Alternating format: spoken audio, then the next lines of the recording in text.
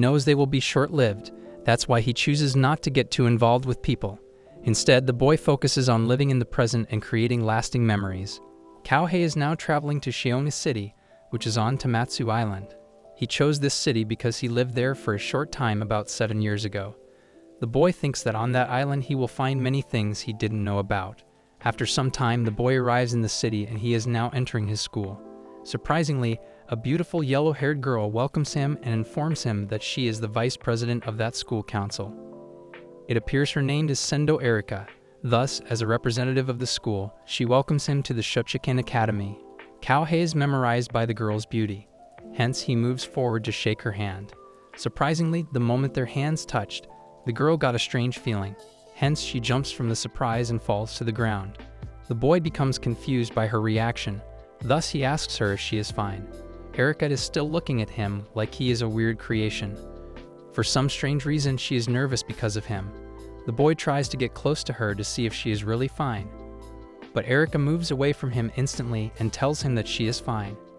At that moment, a new boy comes there and asks Erika if she is fine. After that, he looks around and sees Kouhei standing there. Hence, the boy asks Erika who Kouhei is and what's happening there.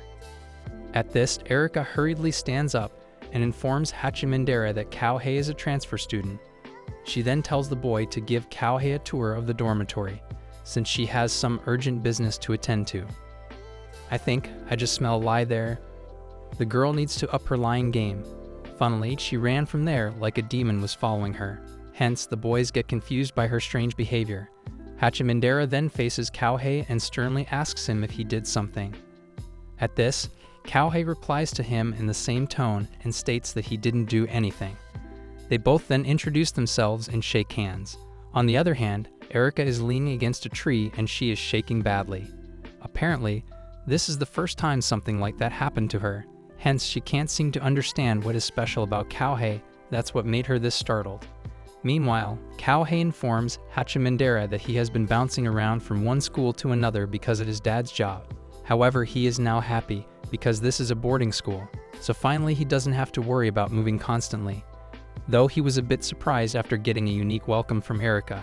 Hachimandera is amused by their interaction since he made Erika scream, who is a fearless person. Hence, he tells the boy that he must have done something to her without realizing or she seriously hated something about him. Kouhei nervously smiles at this and jokes to Hachimandera that he is good at making people depressed. At this, the boy tells Kouhei to call him Tsukasa. He then points at the building and informs Kouhei that this is Hakuho Dormitory, where they all live.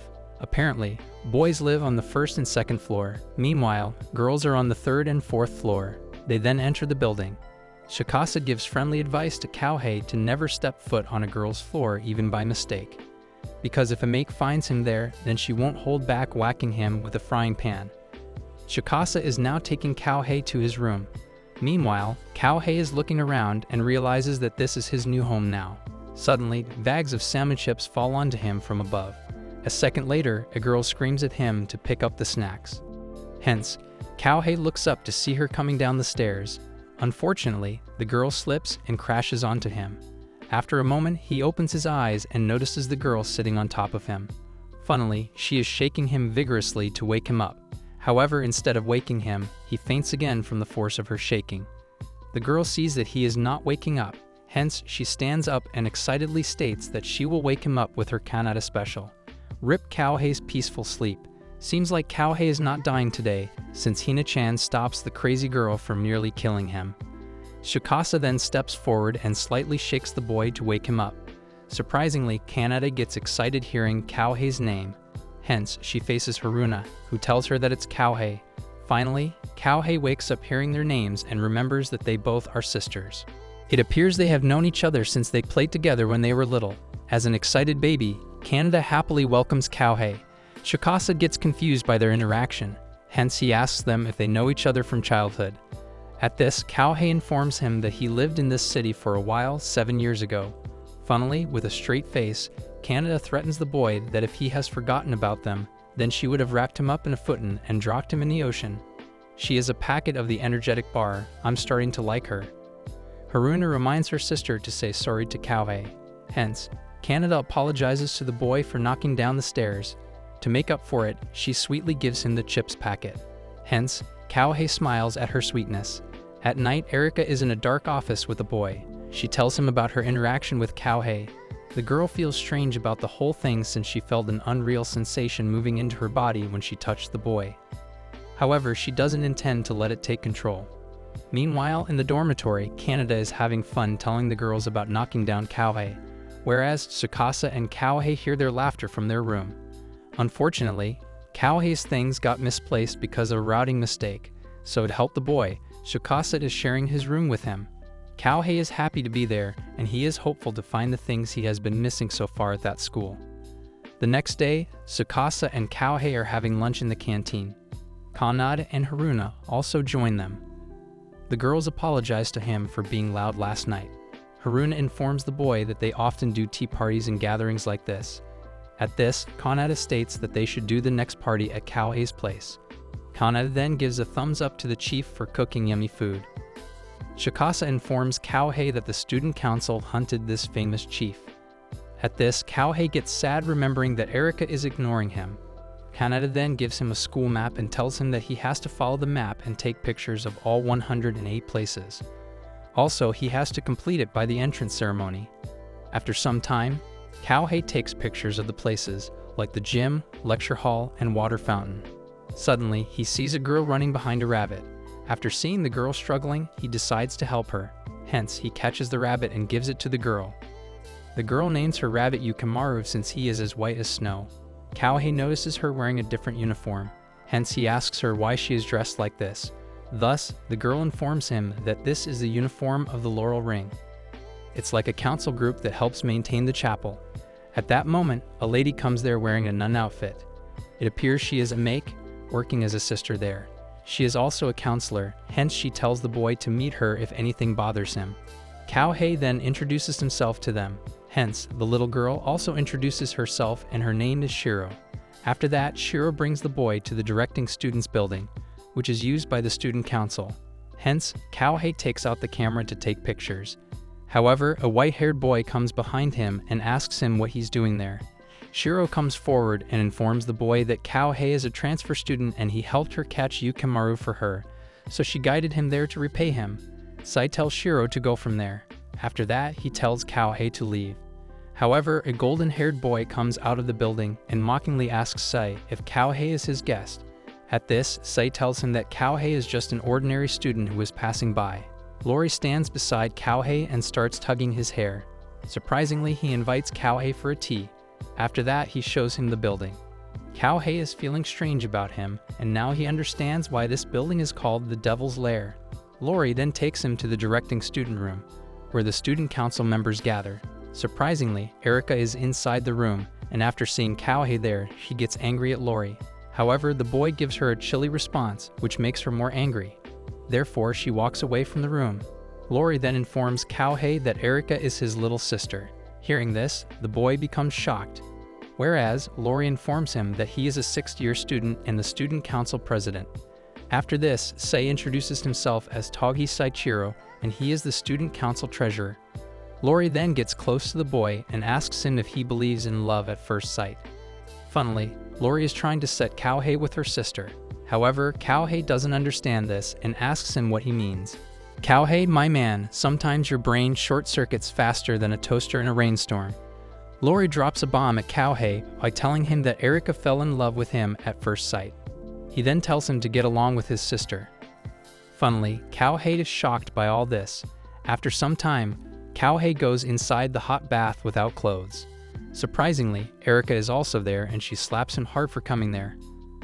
Funnily, the slap mark is printed on his cheek, and to make his misery worse, everyone knows that he barged inside the girl's bath unclothed. Seems like today is his bad day, since Kaneda also gives him a discipline sticker. She then informs him that when he will get 10 stickers, then he will get a wonderful punishment. Kyohei clarifies that when he went there, the curtains were reserved. At this, Tsukasa tells the girl that he is telling the truth since he heard Tori talking about this with Sei. Thus, they realize that Tori is the one who is behind all this since he likes playing pranks like that. On the other hand, Erika is passing from there. But after hearing this, she stops to listen to their conversation.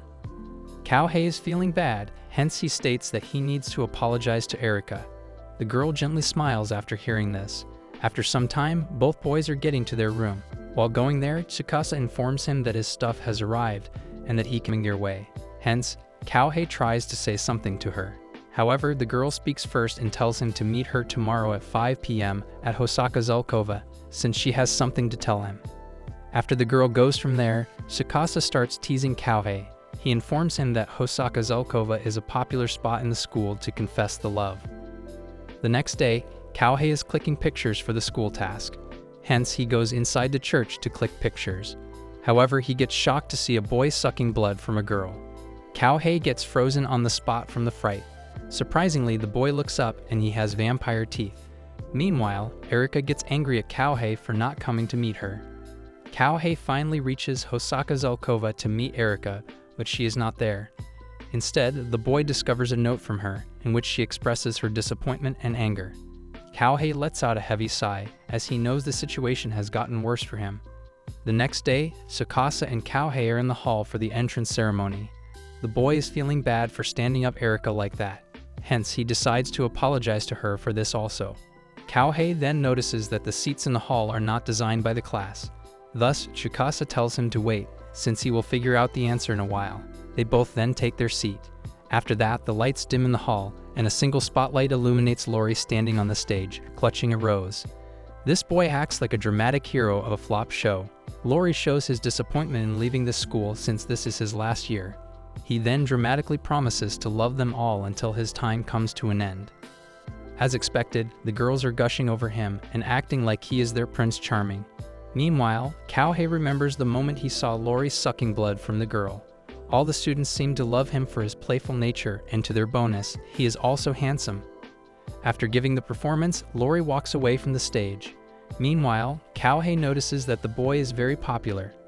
Tsukasa informs him that despite Lori's playful appearance, he gets things done in critical situations. Suddenly, all the students start shouting in excitement. Kouhei gets confused by their reaction. Hence, Tsukasa informs him that the star has come, and that's why they are so excited. At that moment, Erika comes to the stage and everyone gets silent. They are watching her intently. The girl tells them to hold each other's hand if they are feeling lonely. She then states that no matter how lonely we feel, there are some things we should and shouldn't do. At this moment, a spotlight appears on Kouhei and everyone's attention shifts to him now. Funnily, Erika is taking her revenge on him by insulting him in front of everyone. She taunts him for entering the girl's bath without clothes. At this, Kouhei gets angry and he stands up to explain. However, after seeing everyone looking at him, he gets quiet. After some time, everyone is in their classes. There, the professor introduces him to students. Funnily, the boys start asking him questions about the girl's bath. Suddenly, a very serious-looking girl enters the room and surprisingly, everyone gets silent after seeing her. The boys joke about her and call her by the nickname they gave her, Freeze Dry. Wow, what a unique name. These high schoolers need to stop giving these cheesy nicknames. The professor tells Kouhei to take the last seat in the first row, which happens to be behind Kiri. Kouhei goes there and introduces himself to her. Kiri dryly tells him her hand and continues looking outside the window. Meanwhile, Kouhei sits in his seat and starts staring at her. After some time, the class ended. Funnily, Kouhei got a new nickname, which is the King of the Girls' Bath. Everyone is calling him by this name and Kouhei is getting irritated by this. Thus, he decides to meet Erika and talk to her about all this. After some time, he tried to talk to her, but every time something happened and he was unable to meet her. Hence, he feels sad because of it. However, like a sweet girl, Haruna cheers him up by stating that they both live in the same campus, so there will be plenty of opportunities for him to apologize to her. Haruna then continues watering the plants. It appears she is in charge of keeping the school grounds clean. Suddenly, Haruna notices Erika passing by. Hence, she hurriedly informs the boy about her. Without wasting any time, Kouhei runs to meet her. However, he accidentally bumps into Kiri, and they both fall to the ground. The boy then says sorry to her and starts collecting the students' diaries that she was carrying. After a while, they collected all the diaries and put them in the boxes. Kouhei then helps her carry the boxes. At night, Kouhei enters the dormitory and he is disappointed since he didn't get the chance to apologize to Erika. He notices that Kaneda is surrounded by the students. Hence, he asks Haruo what Kaneda is doing. At this, the girl informs him that Canada is auctioning off things that last year's graduate left behind. Funnily, she is selling stuff like toys that the previous famous graduate girls used. There is no surprise that boys are fighting over toys and buying them for a huge price just because their crush held it or something like that. However, the good thing about this is that they use this money to buy the equipment for the dorms. Apparently, this is an important role the RA has been filling for generations there. Canada's auctioning gets interrupted, as a Make angrily appears there with her famous fry pan. Canada says sorry to her and calls her by the nickname she gave her, which is Maru-chan. Funnily, Make gets more angry at this since she doesn't like this nickname. After some time, Kouhei finally gets his room. Hence, he unpacked all his things and went to the balcony. Surprisingly, Canada jumps onto him and tells him that they are here for the tea party. Haruna also comes there and the three of them enjoy the tea. After that, Canada asks him if he gets all the pictures of Tsuchikam Academy's secrets. At this, the boy says yes. He then gives her the data of the pictures.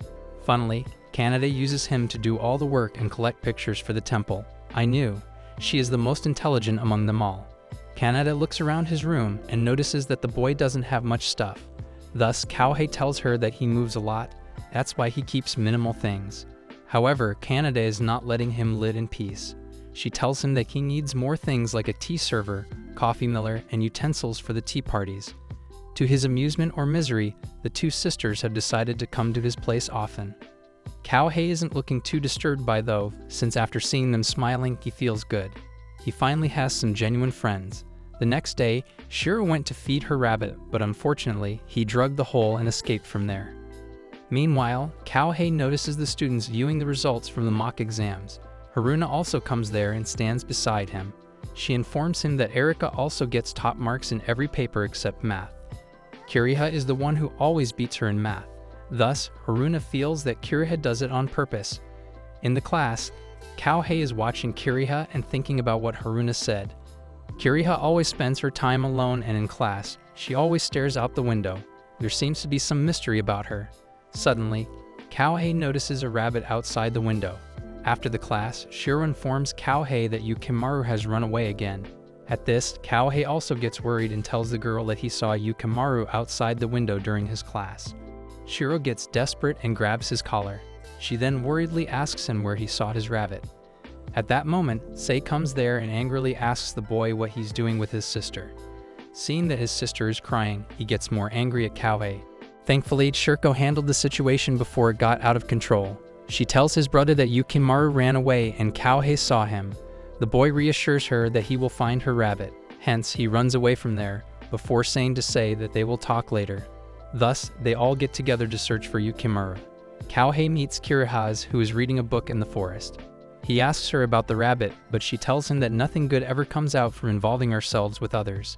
At this, Kouhei intensely looks at her and states that he thinks it's a waste if we don't do it. He then goes from there. Everyone is searching for a rabbit, but they still can't find him. Kouhei comes to the sports area where he sees Erika standing across from him. Hence, he moves forward to meet her, but in that second, a boy kicks the ball, sending it hurtling their way. To make matters worse, Yukimaru chose this moment to come out of his hiding. Hence, the ball is about to squish him, but thankfully at the last moment, Kouhei grabs him and jumps from there. Surprisingly, Erika comes there and gently tells him to stand up. Thus, she offers him her hand. However, she quickly moves her hand before he even touches her. Kouhei doesn't seem to be much surprised by this, since this is the second time she has done that. Out of nowhere, Lori comes behind the girl and tells Kouhei that he has scratched his hand. At that moment, Kouhei recalls him sucking the blood. Hence, he flinches seeing him get close to him. Lord just wipes his blood with a handkerchief and then puts it back in his pocket. Shiro then comes there and hugs her rabbit. In the evening, Kouhei is feeling bad for not getting the chance to apologize to Erika. He feels that he has bad luck. Seems like his luck is not bad, as at that moment Erika appears there. The boy then apologizes to her. Erika is cool about it, and she doesn't seem to have any grudges against him. She then offers him her hand to complete their handshakes and to welcome him properly into the school. Hence, the boy shakes her hand and finally, nothing weird happened this time. On the other hand, Sei gives a biopsy report of Kouhei to Lori. After seeing the results, Lori realizes that Kouhei is not an average boy. No wonder he was making Erika crazy. whereas Kouhei asks Erika if she ever fell in love at first sight. At this, the girl says no to him. Kouhei realizes that Lori pulled a prank on him. Meanwhile, Erika becomes angry at her brother for saying these stupid things about her. Kouhei, Haruna, Kaneda, Erika, and Shikasa are going to school together. While going there, Kaneda invites Erika to the tea party. Thus, she agrees to come and even decides to bring Shiro with her. Meanwhile, all the schoolboys are getting jealous seeing Erika getting close to Kouhei. On the other hand, Lori is trying to set up his sister and Kouhei. However, Erika gets angry at him for joking with them. Hence, she goes from there. Whereas, Lori is teasing Kouhei by saying to him that he has a tasty-looking neck. The boy gets nervous at this and tells him to stop joking around. Erika then calls him to join her. Before going, Kouhei advises Lori to not prank others too much. After this, the boy goes from there. Meanwhile, Lori is looking at them intensely. His mood just switches in seconds from being playful to serious.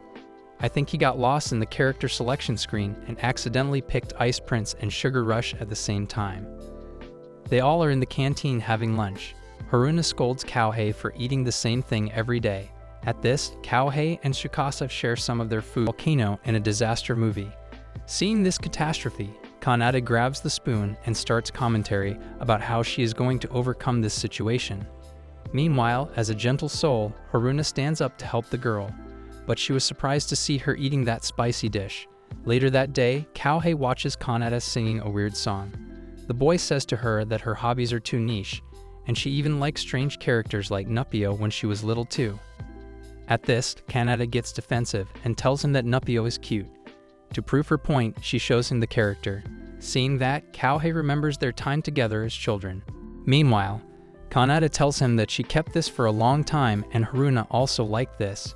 After saying this, she realizes her mistake and keeps her mouth shut, whereas the boy is too shocked to speak. Hence, they both are looking at each other. At that moment, Haruna comes there and asks them why they are staring at each other. Funnily, they both look like they were caught stealing the food. So to cover their error, they hurriedly start singing a song to distract Haruna. At night, they are having a tea party in Kouhei's room. They all enjoy their time by eating yummy food and teasing each other. Kaneda suddenly announces that to make their bond strong, they all will go downtown tomorrow. The next day, they all go downtown and spend their day shopping together. In the evening, they go to the beach. There, Kouhei and Erika are watching the ocean from afar. The boy feels happy that he came to that island since he is having fun every day there, and he even has good friends now. Erika then tells the boy that they all should create a fun school life together. Hence, Kouhei agrees with her plan. Suddenly, Erika becomes tense as she warns the boy to be wary of his brother. At this, Kouhei gets confused since he doesn't get why she said this. The next day, Lori started Kouhei by suddenly appearing in front of him. He then tells him to come to the directing students' room after school. After some time, all the classes ended. Erika is looking for Kouhei, hence she asks Shikasa about him. Thus, the boy informs her that he doesn't know since Kouhei just told him that there was something he had to take care of. On the other hand, Kouhei is with Lori. Surprisingly, Lori tells him that he wants to play a game with him, and in this process, they will get to know each other. Shiro comes there to give them tea. After that, Sai tells her to go from there and do her duties. The girl then walks away from there. After this, the boys start the game. They are playing a game in which they have to spin the spinner, and when a spinner lands on a number, they have to take that card and read it aloud. The player then has to perform the task written on the card. Lori gets a penalty card, which says that he had to stab the blade in his own hand. Kouhei finds this ridiculous and doesn't take it seriously. However, Lori states that he can't break the rule. Hence, he stands up and stabs his hand with a knife. Kouhei is shocked by his action, but after recovering from shock, he gets angry at Lori. Nonetheless, Lori stays calm and goes near the boy. Thus, he tells him that it's not a big deal. The boy then takes out the knife from his hand. Surprisingly, his hand gets healed again. Seeing that, Kouhei's eyes widened in surprise. Meanwhile, Lori is enjoying his reaction. He then shows the boy his fangs and tells him that his neck really looks good. On the other hand, Erika is standing outside their room. Kouhei imagines Lori biting his neck, but then he comes back to reality and realizes that the boy hasn't bitten him yet. Hence, he gets relaxed a bit. Lori tells him that he has no intention of feeding on his blood. Surprisingly, he then reveals his true identity and tells the boy that they are vampires. Kouhei realizes that the boy said that This means there are others like him. Surprisingly, Erica enters the room and reveals that she is also a vampire. Lori tells the boy that since he knows their secret, he can't let him leave this place. Thus, he tells Kouhei that he wants him to join the student council. At this, Kouhei bravely asks the boy what if he refuses to join them. Lori smirks at this and states that he will erase his memory, just like he did to that girl he was feeding blood from. Kouhei's eyes widened in realization. Meanwhile, Lori tries to pressure him as he tells him that he will make him forget everything that's happened since he transferred to this island. Kouhei feels uneasy, but he realizes that it's no different from moving to a new town and starting fresh, something he's done many times before. Realizing this, he calms down, knowing he can handle it just like he always has. Hence, he says yes to the boy and tells him to remove his memory. However, he stops midway as he recalls all the time he spent with his friends. Seeing his troubled expression, Erica feels bad for him, whereas Lori tells the boy that they will ease his memory since they don't need people who can't be responsible for the life they have walked. Lori then says to him that at that school, only those who have the will can enjoy their time there. Thus, Lori tells Erica to handle this and then walks away from there. After some time, they both are standing outside. Erica asks the boy last time if he wants to change his mind or not. Thus, Kouhei faces Erica and tells her to go ahead with it. Hence, Erica's eyes get red as she starts the process. She puts her hand on the boy's forehead and an energy surrounds them. However, after a moment, Eric stops the process. The boy opens his eyes and sees her crying. Hence, she tells him that it hurts her to remove his memory and all the things that happened to him at this school. And especially it hurts, since he is her friend. Hence, she angrily asks him how he can let go of all the things that happened at the school. The boy has gained a beautiful friendship at this school. Even now, Kanade and Haruna are preparing tea in his room to welcome him. Whereas, Shiro is sad that Kouhei will lose his memories of them. However, the only person who has some hope in this situation is Lori. He believes that nothing will happen. Seems like he is right. Kouhei is thinking about all this and he realizes that he can't let go of his friends and he wants to enjoy his life with everyone. He finally made his decision. Hence, he puts a hand on Erica's shoulder and tells her to not erase his precious time there. He then confesses to her that he came to that school because he got sick of transferring schools. Hence, he doesn't want to repeat the same thing anymore. In other words, he doesn't want to lose his precious friends. The girl gently smiles at him. After that, they meet Lori, Sei, and Shiro. Kouhei requests Lori to let him become a part of the student council. At this, they all become happy, and now Kouhei is officially a part of the student council. Funnily, the boy thought that he was going to do great work. But to his horror, Lori is making him polish the floor. In the morning, Kouhei gets ready for school. This is just like his ordinary days, but for him today is special since he made a decision to make new memories in this school. Kouhei and Erica go to meet Lori. In his office, Lori is telling the boy about the vampires. Shiro comes there and serves them tea. Lori informs the boy that Shiro and Sei know they are vampires. Apparently, the Sendis and Togus have a long-standing history. Lori then explains the characteristics of vampires, which are high physical capabilities, high resistance to illnesses, and immortality. They don't die like humans, and if Lori was a human, then he probably has the world record for the oldest man alive. Kouhei is curious about Erica's age, hence he looks at her. Funnily, the girl hurriedly shakes her head and tells him that she is the same age as him. After this, she informs him that they are not repulsed by garlic, nor will they turn to ash under the morning sun. Basically, they don't have any weaknesses. Now that's something new. It seems like even vampires have variety in them. Erica drinks the tea, but she flinches as the tea is hot. At this, Lori mentions that Erica's weakness is hot food. After that, they inform the boy that they can erase memories and they carve blood. At this, Kouhei looks at Lori, who is drinking blood in a champagne glass.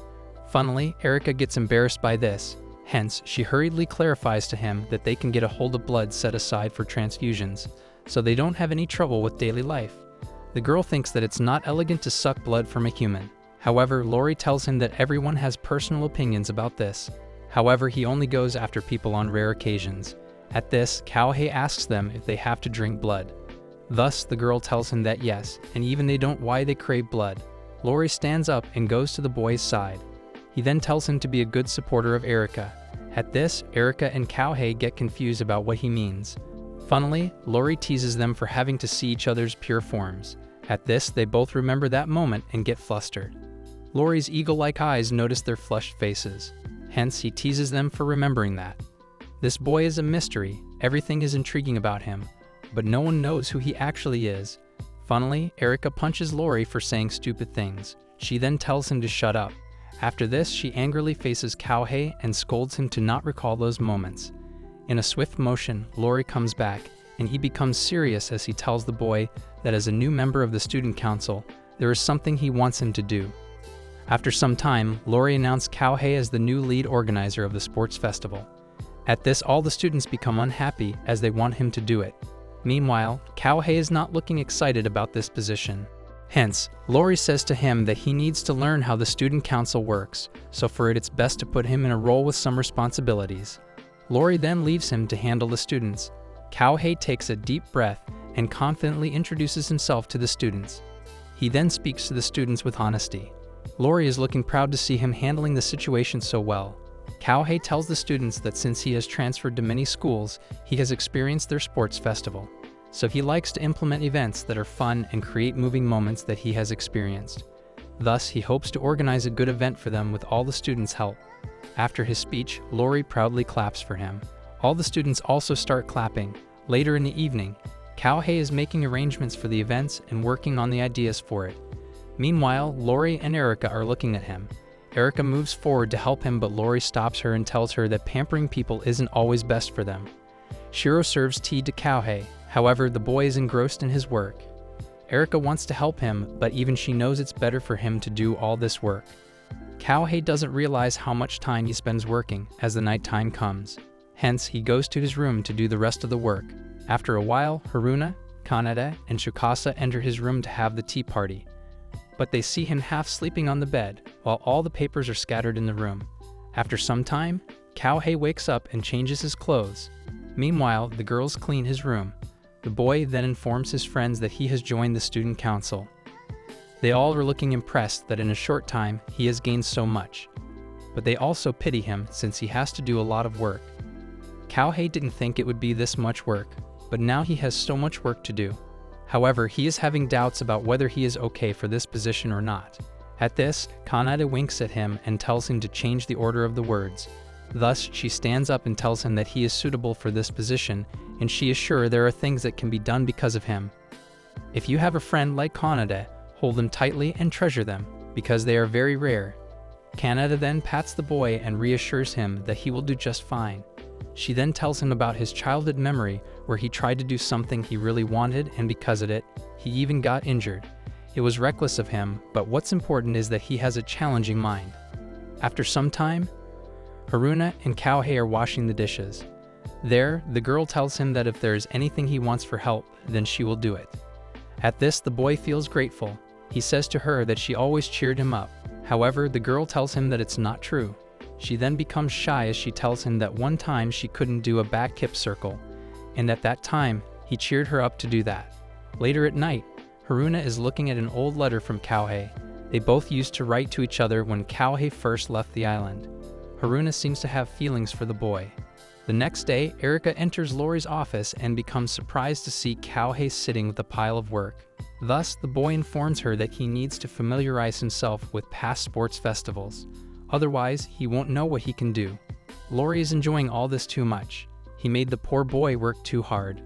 Thus, he tells him to sort out the old material while he is doing this. Surprisingly, Kouhei runs to do that without any objections. Erica smiles at his behavior. Thus, she follows him inside the library and offers to help him. Hence, the girl climbs on the stool to take out the box from the upper drawer. But like a typical anime heroine, she lost her balance and slammed onto the poor boy. Funnily, they both become embarrassed after getting close to each other. They then start watching the pictures of the previous students. After seeing the pictures, the girl is wondering if she can make everyone smile like them too, since they have the responsibility to make the school better, so that everyone can have a good time there. The boy realizes that she is saying the right thing. Hence, he is determined to make this festival good for everyone. After the next few days, Kouhei is working hard to make the event better. He is handling everything, and even now he has become famous since students love that he is so active in the sports event arrangements. Lori is teasing Erica by telling her that Kouhei's motto is to have everyone at the school smile. The boy knows Kouhei is fulfilling Erica's words to make her happy. Funnily, Erika is deeply fallen for him, but she is controlling herself in front of Lori. In the evening, Kouhei is having lunch in the canteen and working on the event. Haruna and Kanada join him. The boy tells them that he wants to make this event as fun as possible. Thus, he is thinking of new ideas. At this, Kanada gives him her weird ideas. Funnily, the boy completely ignores her and faces Haruna. He then asks her if she has any ideas. Meanwhile, Kanada is crying after getting ignored.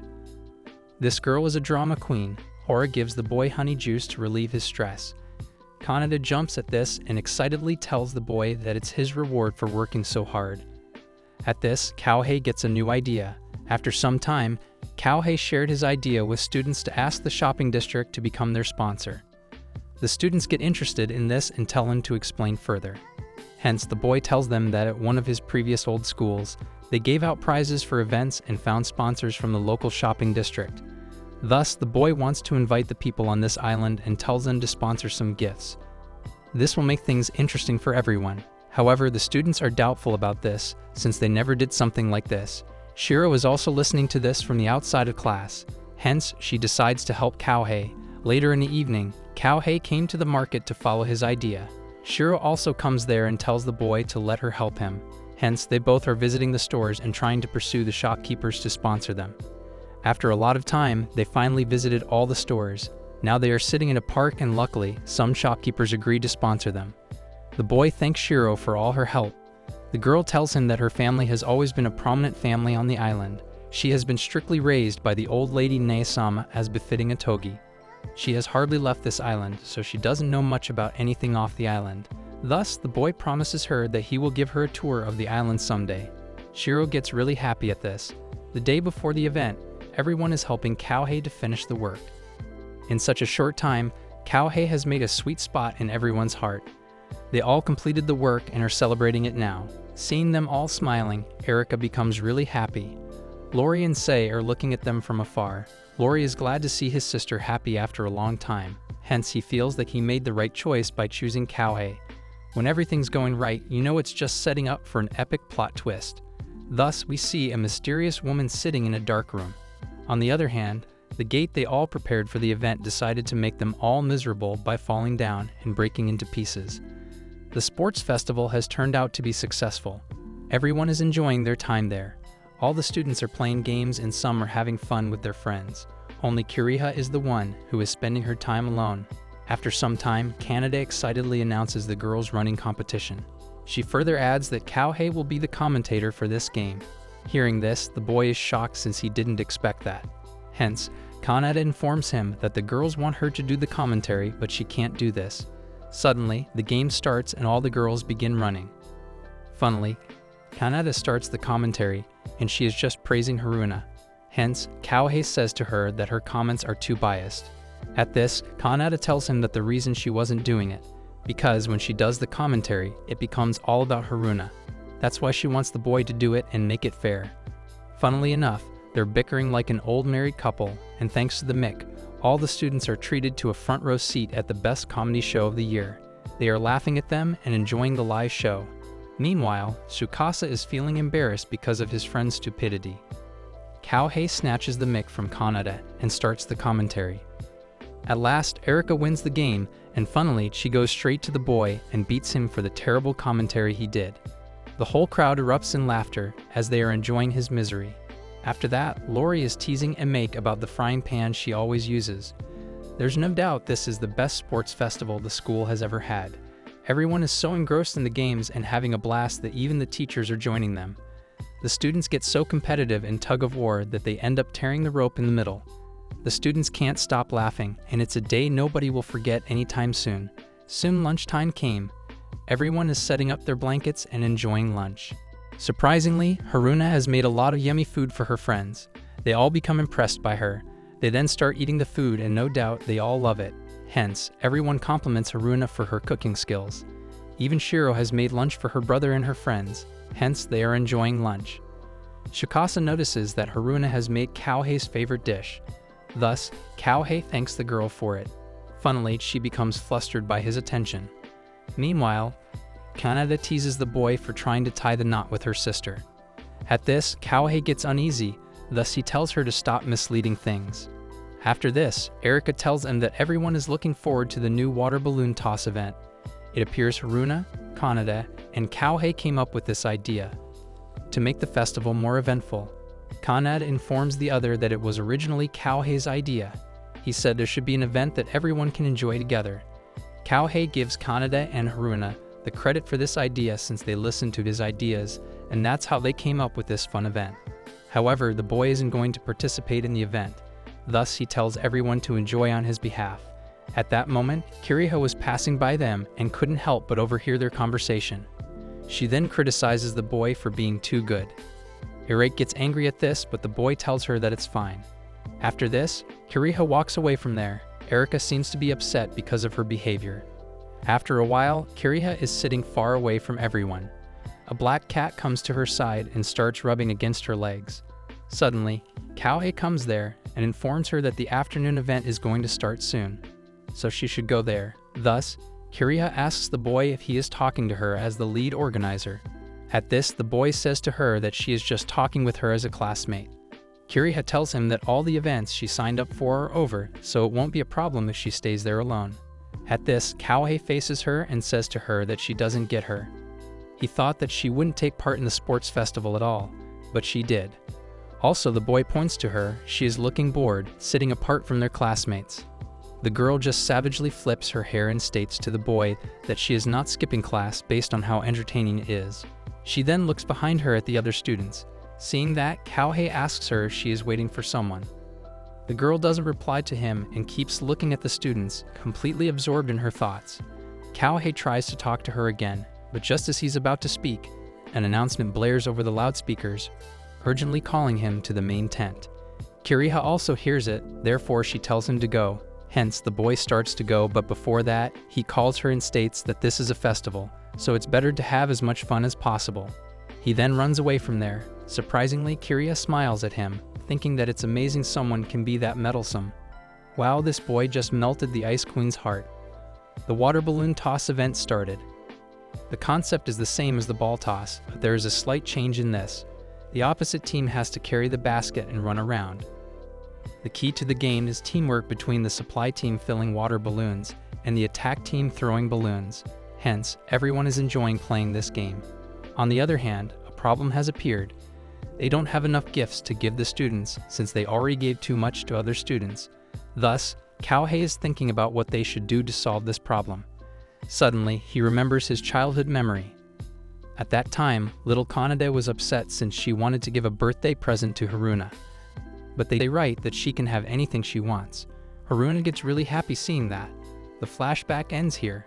Kouhei realizes that he can use this idea to solve this problem. Hence, he excitedly tells his classmates to make vouchers.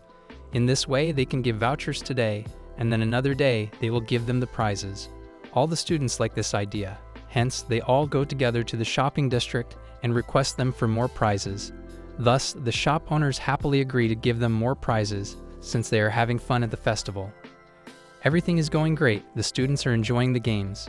Meanwhile, Kiriha is watching them from a distance.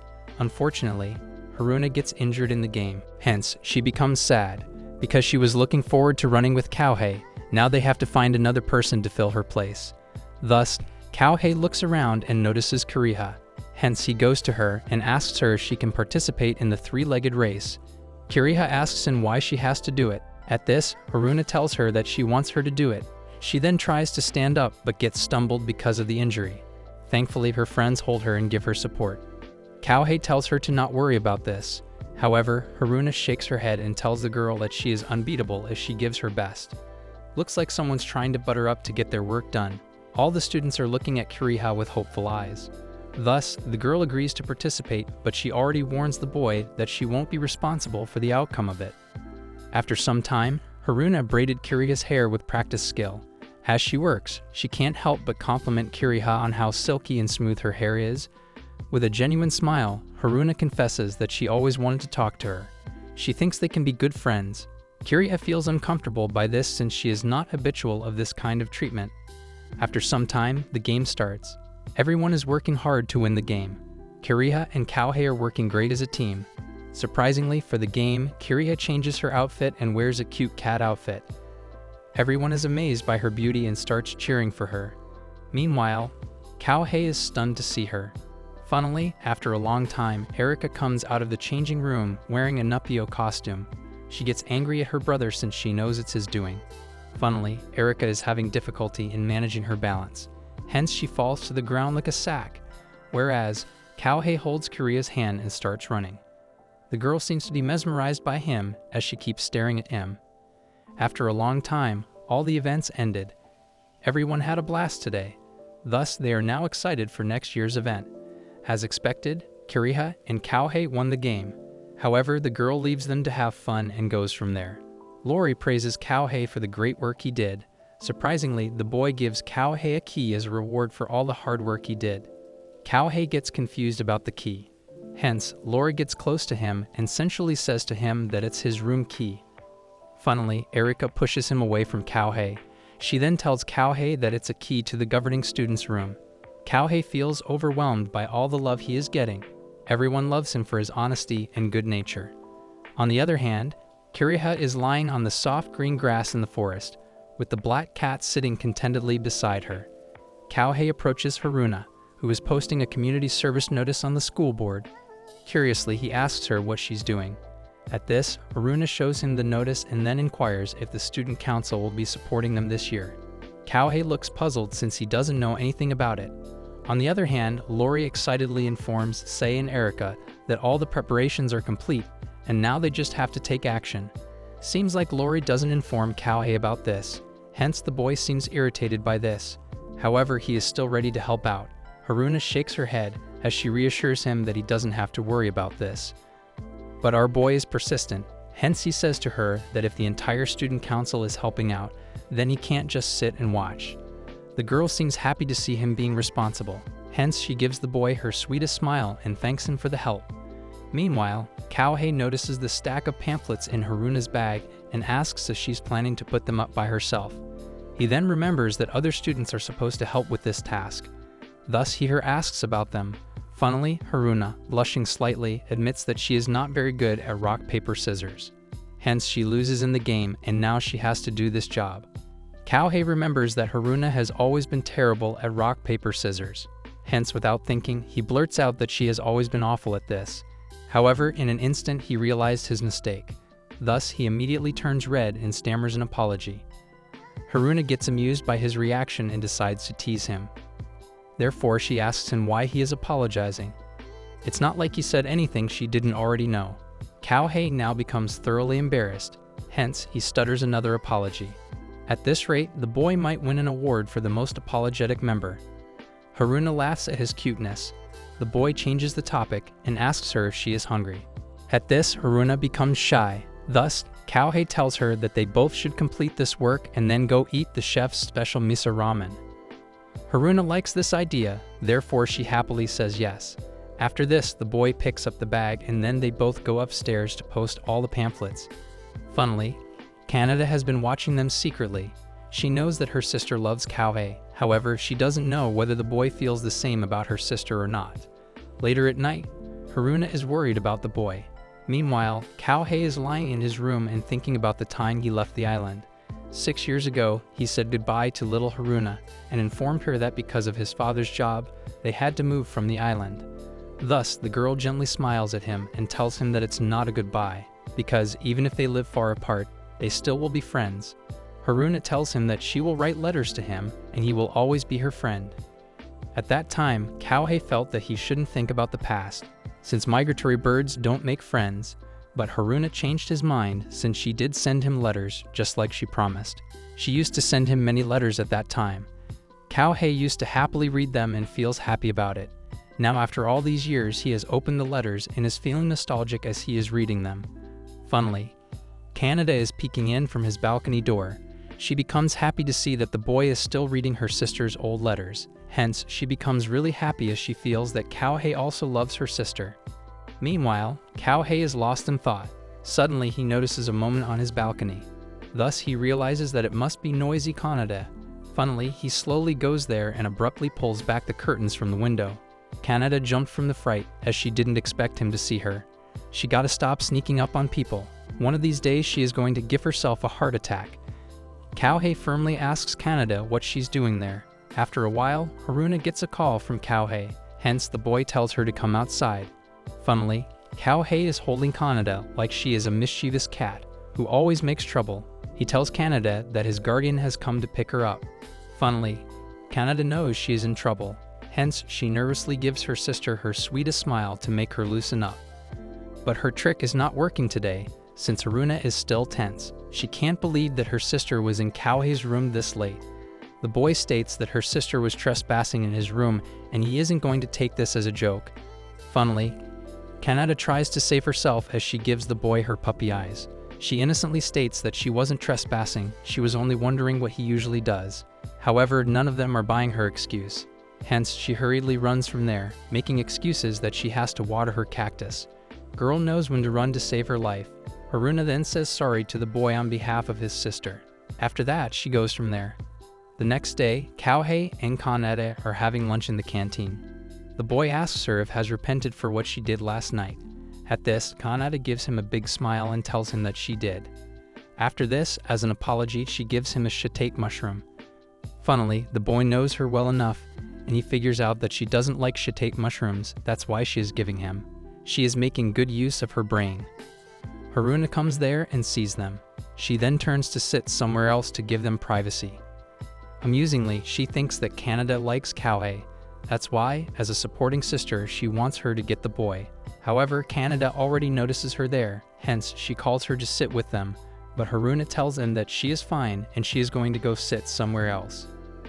Kaneda doesn't want this, thus she goes to her and pushes her to their table. Funnily, she also wants to set her up with the boy, hence she whispers to her to not worry, she will do anything if it's for her. Haruna gets confused as she doesn't understand what she means. Meanwhile, Kaneda picks up her plates and mischievously tells them that she won't be the third wheel between them, so they should enjoy lunch together. She then goes from there. Kouhei gets confused by her strange behavior. Meanwhile, Haruna gets embarrassed. Later that night, Tsukasa, Haruna, Kaneda, and Kouhei are having a tea party in his room. Funnily, Kaneda is trying to set Haruna with Kouhei, hence she even hints to them to get married. At this, Kouhei and Haruna get embarrassed and ask her what she's doing. Meanwhile, Tsukasa asks them if they are getting married. Funnily, Kaneda becomes angry at him for being the third wheel, hence she scolds the boy and gives him disciplinary stickers to shut him up. The next day, Kouhei asks Haruna as she also thinks that Kaneda has been acting strange for the last few days. The girl gets embarrassed as she agrees with him. Thus, the boy asks her if she knows the reason behind it. At this, Haruna gets lost in thought as she guesses that it might be possible her sister is trying to set her up with Kouhei. Suddenly, they hear an announcement about the event the student council is hosting during this Keep Things Tidy month is starting. Thus, they both look outside the window and notice that Lori is making the announcement while the other students are working on something. Haruna becomes tense as she tells the boy that she has to go down there. Kouhei asks her about what's happening. Hence, the girl informs him that today, they are publicizing the new uniform for those who are part of the cleaning committee. The girl then hurriedly runs from there. Kouhei also runs behind her to go with her. After a while, all the students gather outside. Lori is introducing the girls who will be helping in cleaning the surroundings. Funnily, he made the girls wear cute cleaning outfits, so that the boys get attracted to them and in this way, they would also help them in cleaning. Kouhei doesn't like this idea much and feels that if he had known about this earlier, then he would have objected. Funnily, Kaneda pushes him to go with her and take pictures with Haruna. However, Haruna is getting embarrassed by all this, whereas Kaneda tells her that she will do anything to see her happy. Haruna gets really upset at this and asks her why she is saying things like this. She feels that Kaneda is doing all this because she feels bad that Haruna got in the accident and lost all her memory. Hence, Haruna's emotions burst as she tells her sister that she doesn't like it when she behaves this way. After this, she runs away from there while crying. After a while, Kouhei and Kaneda are sitting together in the canteen. The girl is worried for her sister. She confesses to Kouhei that she thought what was between him and Haruna was mutual. At this, the boy informs her that there is nothing between him and Haruna, not in the past and not even now. Haruna comes to meet Kouhei, but after seeing Kaneda there, she goes somewhere else. Kaneda becomes really upset by this and feels bad that it is all her fault. She tells the boy that Haruna used to be very weak when she was little and kept going back and forth between the hospital and home.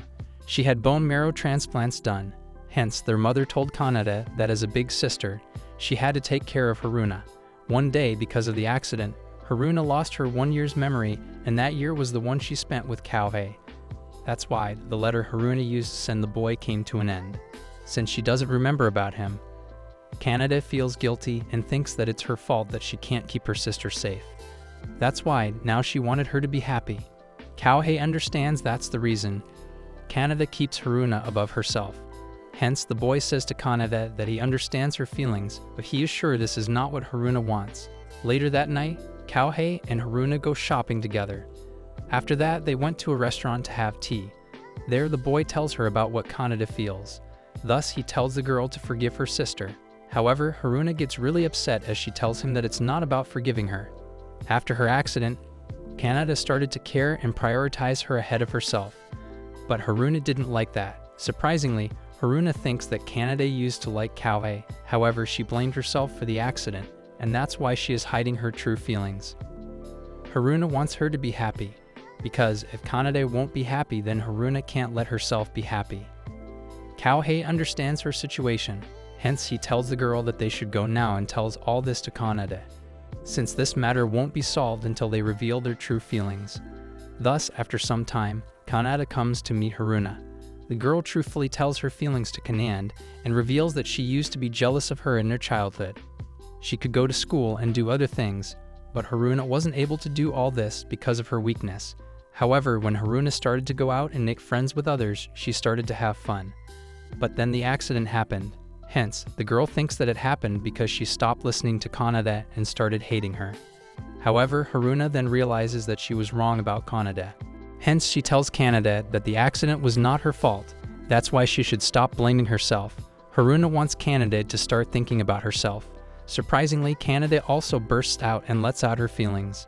She tells her sister that it was her fault because she used to think that Kanade was annoying. Her parents used to be completely occupied with taking care of Haruna, and Kanade was always alone. Hence, she used to hate Haruna for taking all of their parents' love. Kanade feels that she was bad because she didn't care for her sister. And when that accident happened, Kanade realized her mistake and swore to protect her. Thus, Kanade wants to repent for all the bad things she has done to Haruna. She wants to make her happy. However, Haruna doesn't want her to sacrifice herself for this. She also wants her to be happy. They both realize that they want the same thing for each other. Hence, they both resolve their differences and tightly hug each other. Kouhei gets happy to see them together. After this, he gives Haruna her old letters and tells her to read them. The boy informs them that Haruna sent this letter after she lost her memory. She was asking him to exchange the letters like they used to do before. But the boy feels it's not right since she doesn't remember him. The boy feels that she is trying to make new memories with an honest and truthful heart. Thus, he tells the girls that they can now make new memories since he is back now. Kanade informs him that he has fulfilled the promise that they had made in the past. It appears they all three prayed for him to come back to the island so that they all could play together again. One more time, they are making a new promise to continue to make many fun memories on the island together.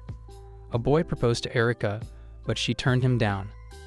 The girl has a rule that loving or dating someone is something solely between humans, and because of it, she won't be with anyone. Erica feels sad about this since she does not want to have a relationship. She is lost in thought when she hears Kouhei call her, hence her thoughts break as she looks at him. The boy gets close to her and takes out the ladybug from her hair. Erica finds the bug cute, but the boy thinks that there is nothing special about it. At this, Erica tells him that it's beautiful because it's ordinary. The bug then flies from there. Erica looks at the sky and feels happy that he is free to fly wherever he wants to. Somehow she can connect with the ladybug, since she also wants to be free and live as an ordinary person. On the other hand, Lori is watching them from the rooftop and seems like the boy is up to something. After some time, Sei and Kouhei are working in Lori's office, where he is just fanning himself and annoying them. He teases them since other students are enjoying their Sunday, meanwhile, they have to work. Kouhei angrily points out to him that they would have been also doing the same. If not, he just suddenly told them to turn the first pool day into an event. The boy is frustrated because for the past few days, they have been busy organizing the event and searching for the idea, and now they even have to work on a Sunday. Funnily, Lori just ignores him, and then suddenly he reads a quote about love. He then states that this is the magazine Erica reads. Lori asks Kouhei if he wants to know his compatibility with Erica. Kouhei blushes and says no, but Lori knows he's just embarrassed. So Lori starts reading Erica's horoscope anyway. Kouhei, despite his denial, leans in closer to listen. For someone who is not interested, it sure is getting too close to hear. Lori reveals Erica's birth date and horoscope. Hearing this, Kouhei jumps up from his seat, because today is Erica's birthday. Hence, he tells the boy that they should do the preparations and celebrate her birthday. However, Lori informs him that sadly, their family doesn't celebrate these things since they are immortal. They think that they are never going to die, so what's there to celebrate about living another year? Lori tells Kouhei that he doesn't think Erica cares that today is her birthday. Lori knows the boy will do something to celebrate his sister's birthday and make her happy. This is what he wants, hence he gives the boy a chance to leave the work and go meet with Erica. Kouhei hurriedly runs from there to prepare for the girl's birthday. Erica sees him running off, so she asks Lori where Kouhei went. The boy just tells her that Kouhei goes out to buy a toilet brush.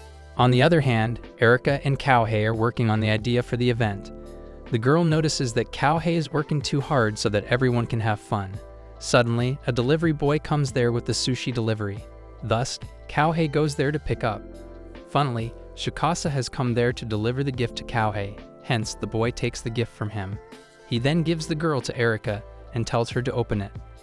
Erica carefully opens the gift and sees flowers in it. The boy happily wishes her a happy birthday. He then tells her that he went earlier in the market to buy flowers for her, but the woman informs him that she will prepare the flower in the evening. Luckily, Kouhei sees Shikasa in the market. Thus, he tells him to bring the flower in the evening. Erica is silently watching the flowers all the time. Kouhei gets worried and asks her if she doesn't like them.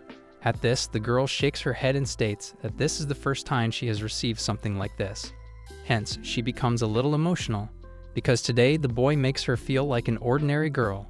Thus, she wipes her tears and thanks the boy for the thoughtful gift. She becomes really happy after breathing in the heavenly smell of the flowers. They both then get back to work.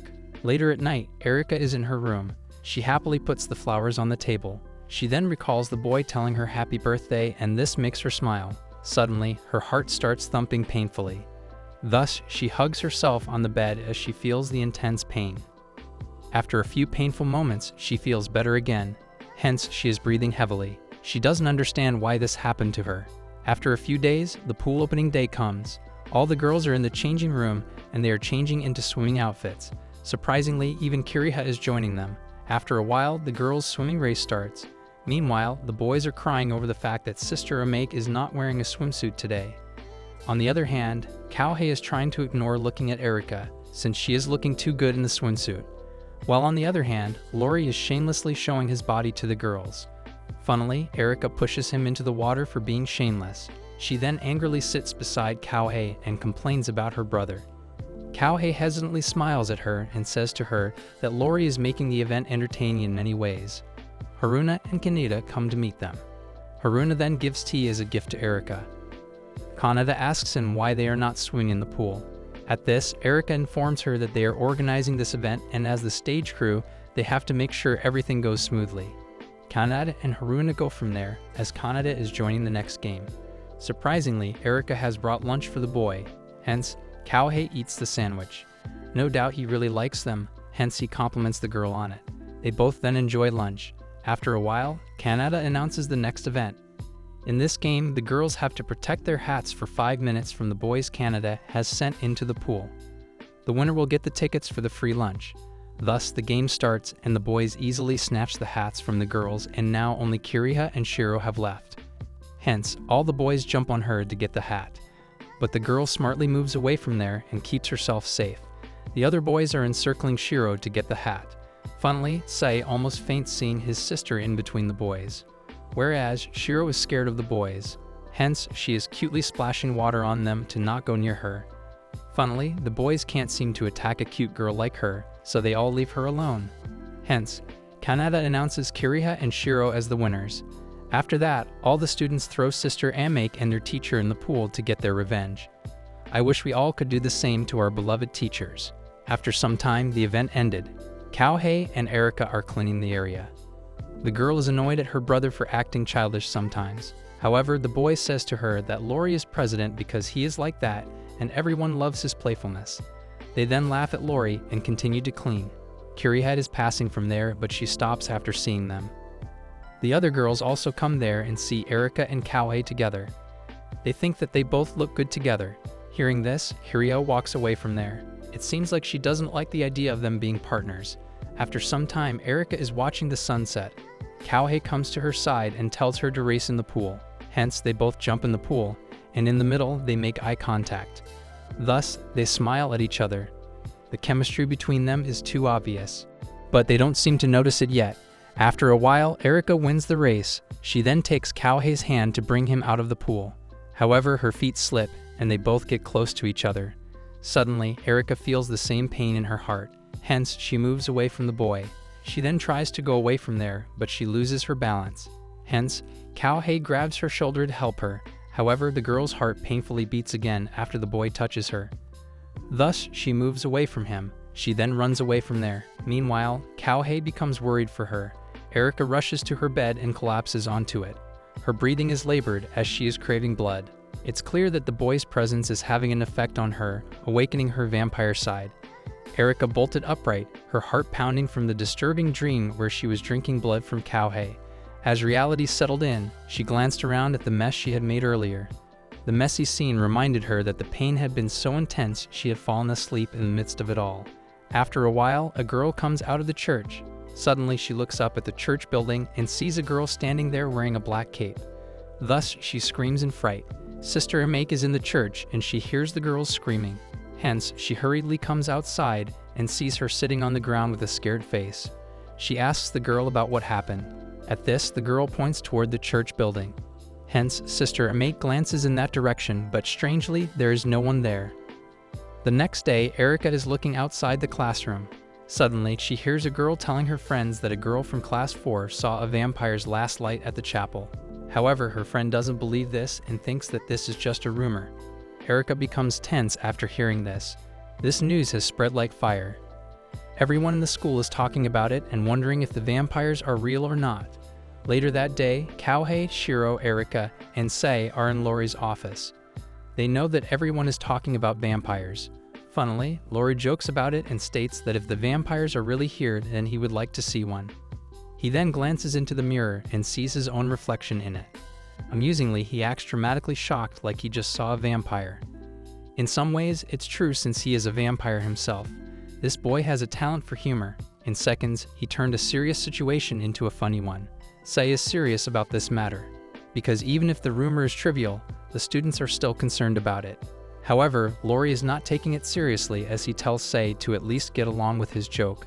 Since only he can pull that vampire joke, Sei decides to not argue with him, because it will be no use. Cowhey then asks Lori if he was the one whom the girl saw. Thus, the boy states that he is not foolish enough to be seen like that. However, he thinks that maybe it was Erika. At this, the girl gets angry and firmly tells him no. Shiro gets confused by her sudden outbursts. Hence, she asks her if something is wrong with her. The girl gets defensive and tells them that she has nothing to do with this, so Lori can keep his crazy comments to himself. Cowhey asks them if it's not either of them, then are there other vampires on the island? At this, Erika and Lori become concerned. The boy quickly masks his emotions and replies in a cryptic tone that there are vampires, but there aren't any vampires either. Cowhey becomes confused by his answer. Hence, he asks him what he means by this. Sei decides to join the chat. Hence, he tells them that whether there are vampires or not, they have to uncover the truth behind it, because the rumors are spreading too much. Lori is still using his playful personality to lighten the mood. He salutes Sei and states that they will start patrols tonight. Sei orders Shiro to stay in her room and not come with them. The girl seems upset about this, but she agrees to do that. Whereas, Erika is looking tense as she is lost in her thoughts. Cowhey is watching her carefully and notices her tense mood. After some time, Erika and Cowhey are walking outside. They hear students talking about vampires. The girl feels stressed hearing others saying bad things about them. Lori comes to her side and tells her that she is still naive to stress over things like this. Erika is getting irritated with him. Hence, she tells him that it's strange he is not stressing over this. Surprisingly, the boy becomes serious as she tells his sister that if they all uncover their truth, then their stress will end. The boy knows this will happen. That's why he tells his sister that she should always be prepared for it. He then goes from there. Meanwhile, Erika mumbles that she is prepared for it, but she doesn't think people will take that positively. After some time, they enter the dormitory and see Kaneda holding something. She is arguing with her sister that she will protect everyone. Kouhei comes forward and asks Kaneda what she's doing. At this, Haruna worriedly tells the boy to stop her sister because she wants to go on a patrol.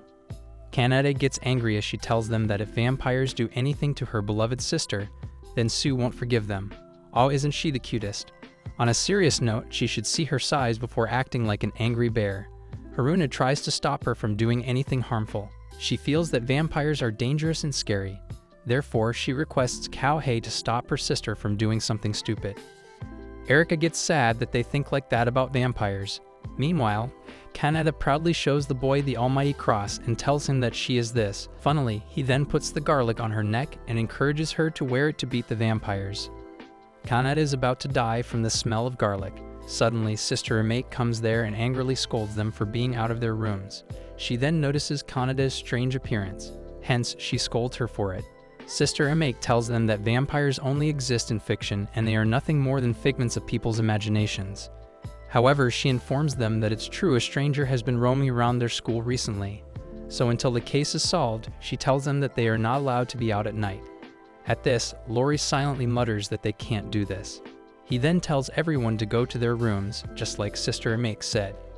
He then calls her by the nickname he gave her. Funnily, this makes Amate blush. However, she tries to be strict and scolds him to not call her by the nickname. But as a mischievous person, Lori continues to tease her. Meanwhile, Haruna, Tsukasa, and Kaneda go to their room. Lori signals Erika and Kouhei that their night patrol plan is on. After some time, Kouhei and Erika are patrolling the school grounds. Suddenly, Erika confesses that she feels bad lying to their friends. She feels like she is betraying everyone. The boy notices her sad expression. Hence, he reassures her that he doesn't think like this, because everyone has a secret they can't tell others. The boy doesn't think that a person like her who cares so much about school is betraying everyone. Erika smiles at him, but after looking at him, she feels a sudden craving of blood. Hence, she feels bad thinking like that for him. After a while, they meet Sei and Lori. Kouhei informs them that they didn't see anything suspicious. It appears Lori and Sei also didn't find anything. Suddenly, they feel a strange energy around them. Hence, they look up and see a black shadow on the building. They realize that the rumors were true. Thus, Erika jumps on the rooftop and asks the person who he is. Surprisingly, the girl's cloak is removed from her face, and they all become shocked to see that it's Kiriha. Erika recovers from the shock and asks the girl what's the meaning of this. At this, Kiriha states that she thought the vampire might show herself if she caused some commotion. It appears the girl is looking for her master, but after not finding her, she goes from there. Hence, they all follow her. Haruna notices their figures from her room window. Thus, she went outside to see who it was. Doesn't she know that we should never follow the danger? Both girls are in the forest. Unfortunately, Kiriha escapes from there. Meanwhile, Erika accidentally appears in front of Haruna with her red vampire eyes. Haruna faints from the shock of it. Surprisingly, in the past, Erika protected Haruna from the accident. But in the process, Haruna saw her vampire eyes. So to keep their secret safe, Erika removes Haruna's one-year memory. Kouhei and Lori come there and realize that Haruna saw Erika.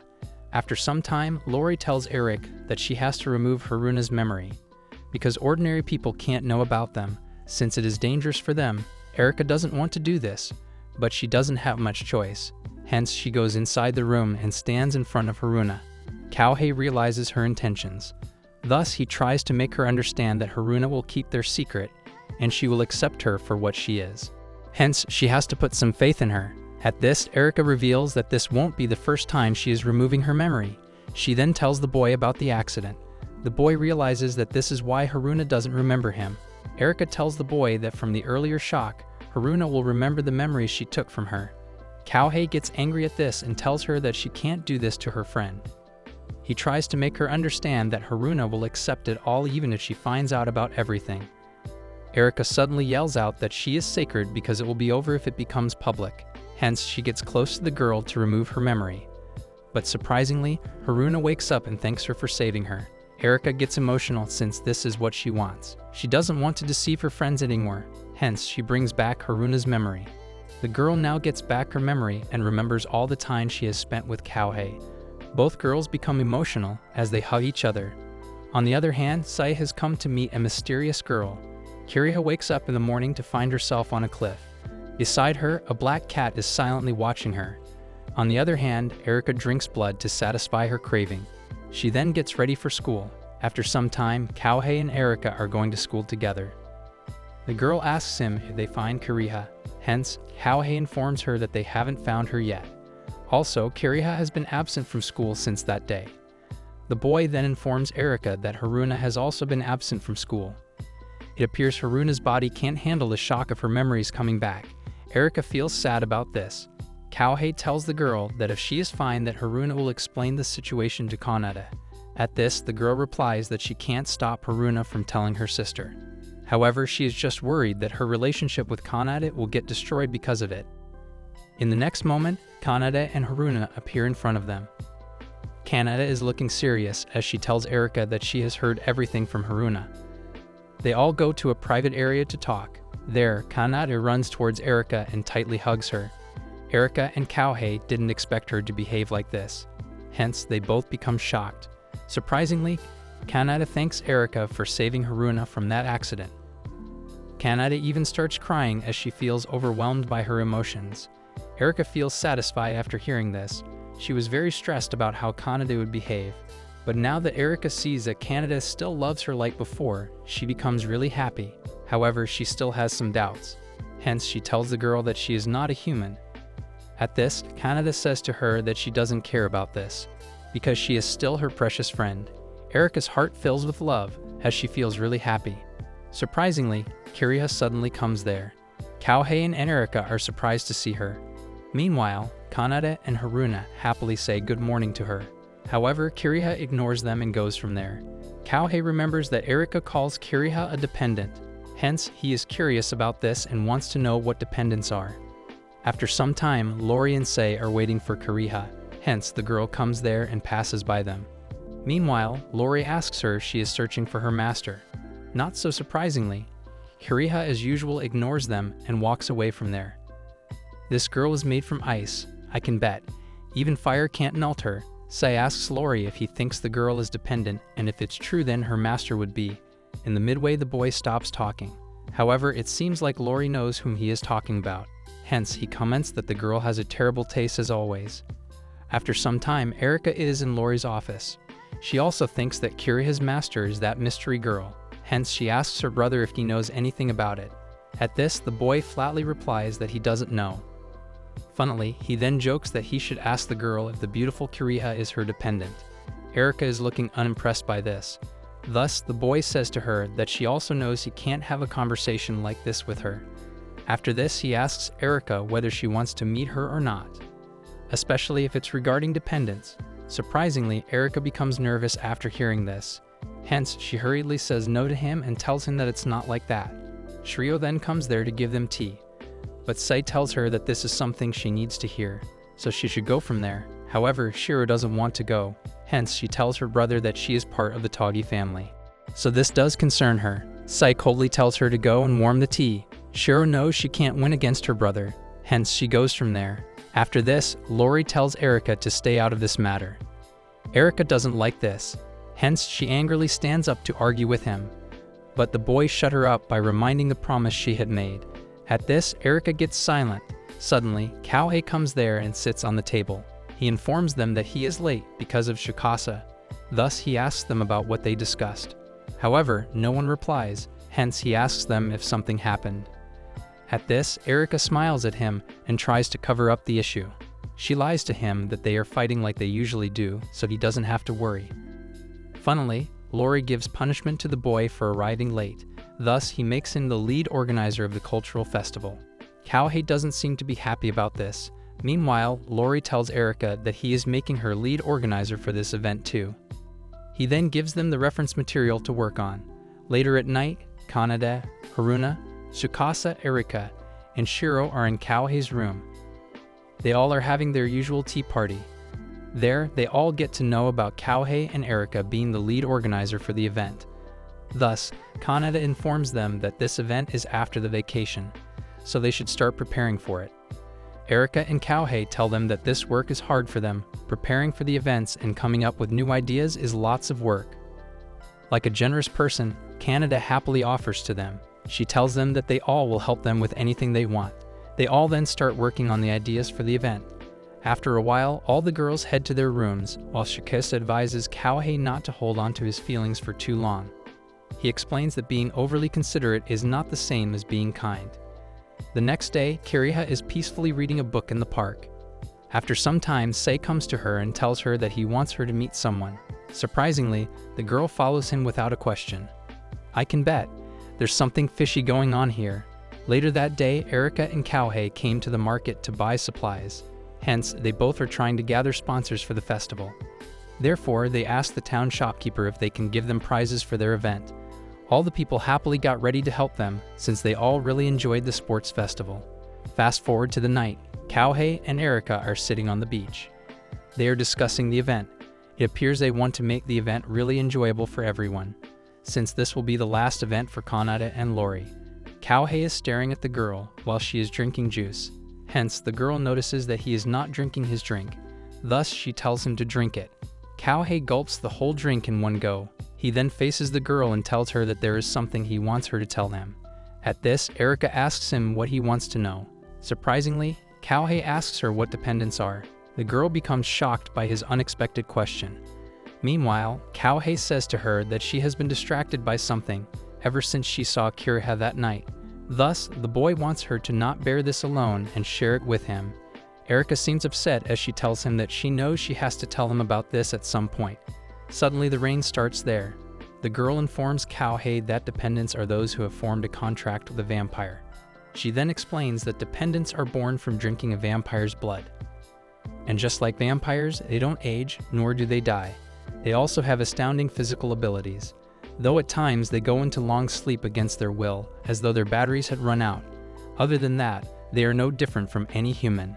More importantly, when a master-dependent relationship is formed through a contact, the master's orders to the dependent become absolute. Surprisingly, Erika reveals that Kiriha's master is possibly Lori and her mother. Kiriha has come with Sei to meet her master. Surprisingly, Kiriha slaps the woman. She then tells her that she is becoming crazy after every meeting. Kaya looks amused by her reaction.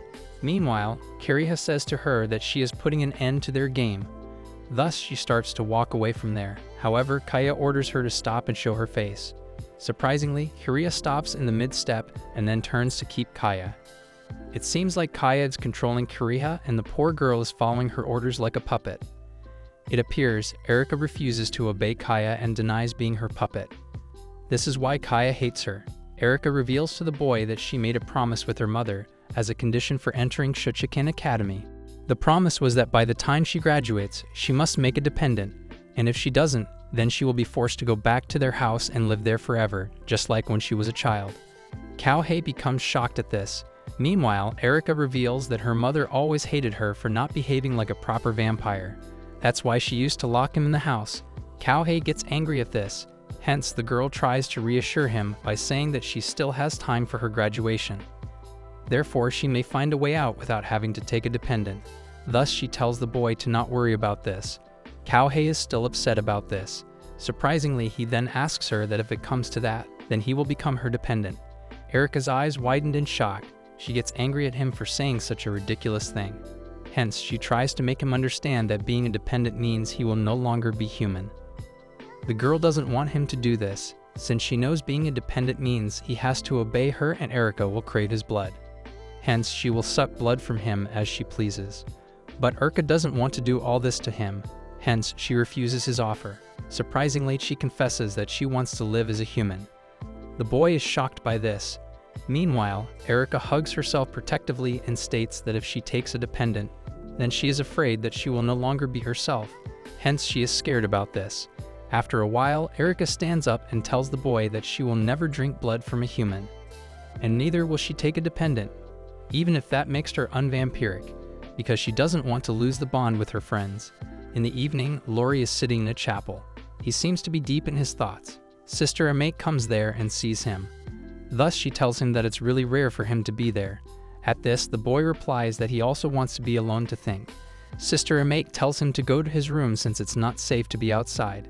Lori says to her that the vampire case has been solved, so they don't have to worry about it now. He then calls her Shizuko-chan. Amusingly, Amate starts blushing at this. She then tells him to stop calling her that. Lori looks at her face and sees her younger self.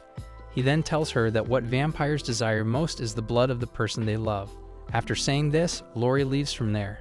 On the other hand, Kouhei walks with Erika to her dormitory. They then have a sweet moment. After that, they promise to make the cultural festival a success. Kouhei then goes from there. Whereas, Erika again starts feeling that pain again. After a while, she drinks all the blood in her room.